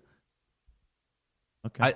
I think Sentinels goes At next honestly, Brincast. in the 4th. Okay. All right. This I'm happy with. Yeah. I think. And then I think there's a tier gap after 3. No, you guys are putting. Sorry, Sentinels and 100 Thieves both over Furia. Maybe one of them. I mean, yeah, maybe you make one of the arguments, but Furia, come on now. Okay, Sentinels and 100 Thieves were separated by a knife's edge in their game. I don't think that there's a big gap between them. And I think 100 Thieves have demonstrated more than I've seen from Furia, and I don't think 100 Thieves are playing that great. So I think it's too early to say that Furia belong top 5, top 4. Yeah. I might put them 5th. In fact, I made a This is video a show on where this, we and I make- had Furia 5th. This is a So show silly. where we make bold predictions, and the power rankings is useless if you're not going to try to predict the form. They're in the same tier anyway. I don't I give a just shit where completely they are disagree. necessarily. I completely disagree with this. You think Brent, Furia it's belongs in the 1v3. tier below? I think Furia should be 7. And then a tier MIBR break. are in the same tier as 100 Thieves and you think No, I there's think a there should tier be a tier break after that. I just don't see how you're ranking MIBR above Furia. I just don't see that. I put Furia 4th, Sentinels 5th, 100 Thieves 6th. That's mine. It's hot. It might not be wrong, but it's hot. I would put Sentinels That's crazy. Fury. That's fucking- Oh, sorry, Sentinels 4, Fury 5, 100 Thieves 6, tier break. But I think these three teams are incredibly close. I don't really care how you rank them. Think about this as well. I think Sentinels are going to keep getting better because I think that Sassy and Pancada are going to get better on their roles and quickly because they're smart players. I think Sassy and Pancada can get better, but I think they are trolling, and expecting them to get better fast is... This is really bad. This is what I'm talking about. This top three is what I'm talking about. Leviathan number one. Leviathan number one. Chill. I like the top three. I fucking hate 4, 5, 6. What we've got right now. Loud are doing a bit of Gecko experimentation. I think they've But they only still have the best read of the demonstrated meta, even with the Gecko experimentation. They've got one read on the meta. They've got Yeah, and one it's read the best one. And no, it's still fucking... People are trying to copy it, but this do you mean suck it's ass... what do you mean it's the best one? The truth. Harbor Viper is the truth. It's pretty good, but you shouldn't be running it everywhere. Map. Yes, because it's fucking broken. You got big ass walls that cover half the fucking map on every little map. It doesn't even matter. They can play every map, 7 map pools, and it's so free. It's free for Loud. This is a free event for Loud. They're taking first without a doubt. No, it's not. They're going to play against teams that are also really good on their maps, and they're going to end up coming second. Leviathan are going to demonstrate that they're a better team. Agreed. I don't know. Maybe 10. I'd Better put Loud team. first. Lose 2-0 to Navi, by the way. Fucking dog shit. So you guys are Leviathan's split demonstrating 50-50. a really good map pool today. Yeah, You guys we are are. split 50-50. What do we do? Do we Do flip you a have a coin? strong? I think I Do you have a walk strong away. prediction? Good. I mean, I thought Loud was supposed to dominate MIBR, and they didn't. But I think that So speaks. that's my this quick speaks- reaction. That speaks to MIBR more than anything. And why do you have them so low then? Why do you have MIBR so low? If this speaks leaps and bounds towards their play, do I have to recite poetry to you to sway your minds, the hearts of the just people? go back to first I map. tell you, 13-4. They got literally shit on fucking first map. Exactly. That was the first map. I'm so fucking angry. I hate Power Rangers. MIBR played their We're doing best this they've every ever week. played, We're and they doing lost this 1-2. every week. No! Friends. Every week. No! Yes. In fact, yes, do it for the clout. Actually No, down. no, actually, down. no, I just realized what you did. Down. No! And take I away don't the mind them tier. the way they Take are. away the tier break. This is a shit show. America's is a shit show. Take away the tier break. It's gonna fucking. I agree EG's gonna win. with taking away that tier break. I think there is a tier break. Take away this one too. Nah, No, fuck I think that shit. one exists. I think that one exists. Yeah, but it's not at third. It is a third. Where is it? Second? Fury's got to be above the tier break. Get the fuck out of here, bro! You got Furia in the same tier as Leviathan and Loud. No, I don't have them exactly the same tier, but I think it's Then why isn't there a tier break? Bro, it's like a fucking it's a number graph, okay? It's a continuous graph. There's decimals everywhere. You could go to fucking 100th of a place, okay? It's not just fucking it's not the Dewey biography system, bro. If you were putting them in tiers, you wanted to put them in the same tier as each other, you use tier breaks. And what you've done is you've slotted one tier break in. America's is a continuous spectrum. There is no tiers. People are close to each other, and there's no tiers. Like you're trying to explain string theory to me. All you've done is put a tier break in the top half and the bottom half. It's the laziest tier break I've seen in my life. No, I'm saying take away the tier break. I'm arguing for taking it away. All in the same tier? EG and crew are in the same tier Because as Leviathan and Loud? No, there's no fucking tiers, Josh, you dumbass. There's good teams and there's bad teams. But Always tiers mean that you're expected to take games off each other. That if you played regularly, sometimes you'd win, sometimes you'd lose. That's what makes somebody in the same tier as somebody else. And fucking Loud almost lost to MIBR. That's my fucking point, bro. Dude. I think Bala wins this argument. I'm deleting the Take away tier. the tier breaks. Oh, For now. For now. All right. Okay. Well, this just looks like we didn't bother with them. No one's going to complain because it just looks like we didn't bother with them. Now people are always arguing. They're always like, the tier breaks. Yeah, I don't agree with their tier breaks. They're kind of different. Shit like that. Like that's always happening. Just take them away. Yeah, that's just more engagement. Also, I don't know how we're ending this episode because Bren's just left. He just decided he didn't like power rankings enough to stick around, and he's just. But gone, let's get back to the original argument of how to. Kurt, Leviathan or Loud?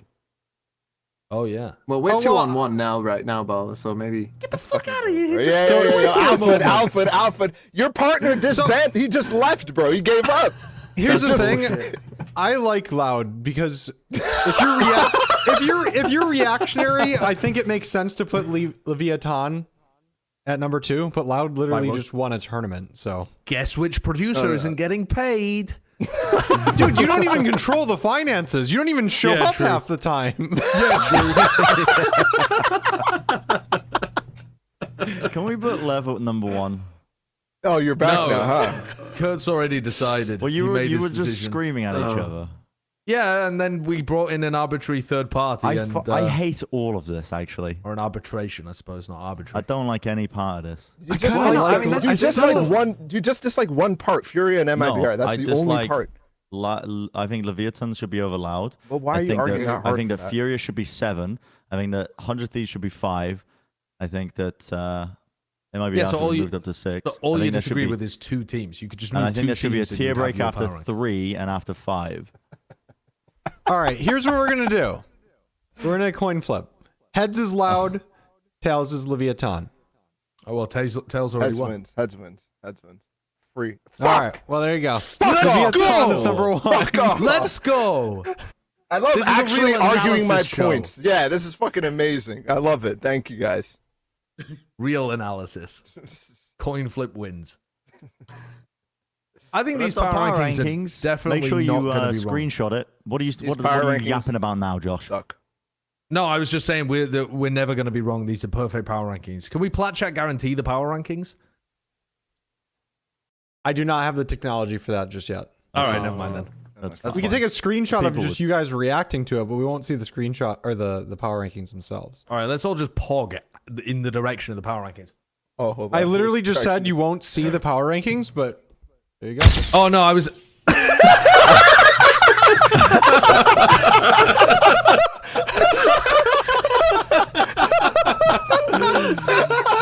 I meant for the viewers at home to take a screenshot. I'm sorry. That's really funny. That's really Okay, funny. bro. Okay, power rankings done. Let's wrap this up. Final segment of the episode. Wyatt's weekly awards.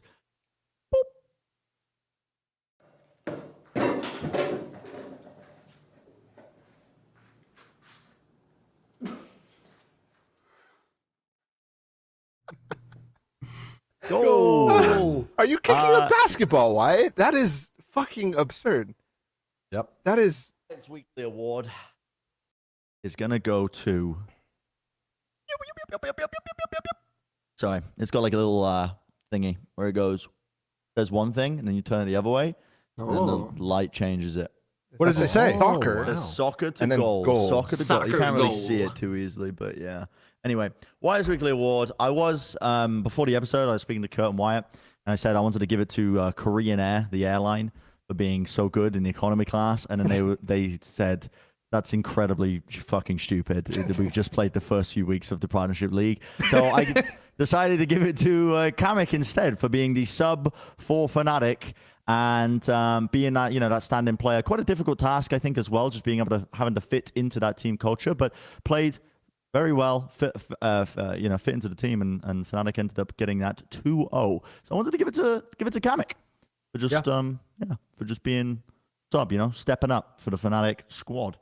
Well deserved, I think. Yeah, definitely well deserved. I mean, there is a world, obviously, where if they hadn't had a substitute that was good enough, or if they'd had staff on board, if Mini's the sub or whatever that has to come in. No disrespect to Mini, he'd probably beat me in a 1v1. But had that been the case, Fnatic quite reasonably could have started somehow 0-2. You saw that the BBL game was losable even with Kamek being pretty good, and that might have caused them to miss out on a top 1-2 spot and really thrown the EMEA rankings asunder. So, yeah, good work by Kamek. Good word. I am desperate to see some of the staff step in, though. I'm kind of, I know this sounds despicable and evil, but I'm kind of hoping for some very low-level diarrhea to spread through the VCT, and that way people are forced to bring in their 6th player, and their 6th player often is going to be some staff member or something, because it's just going to be such extraordinary vibes. The diarrhea already happened at Turkey, so I mean, everything's... It's just going to be chaos. True, we had 40 people with the shitting disease. Yeah, they'd rather play with the pooing disease, I think. But all right, well, it has to be something a bit more intense. Then. A W Wyatt's Weekly Award. Look at that alliteration. Yeah, good job, Brian. Good Wyatt's Weekly Award, I think, as well. Thank you for watching Plat Chat Valorant episode 128. Write a comment with what part of the episode you hated the most, and we'll see you next time. Thank you very much as well to TMV as well for joining us. Appreciate you taking time out of your schedule. Yeah. All right. We'll see you guys next time. Peace. Bye-bye.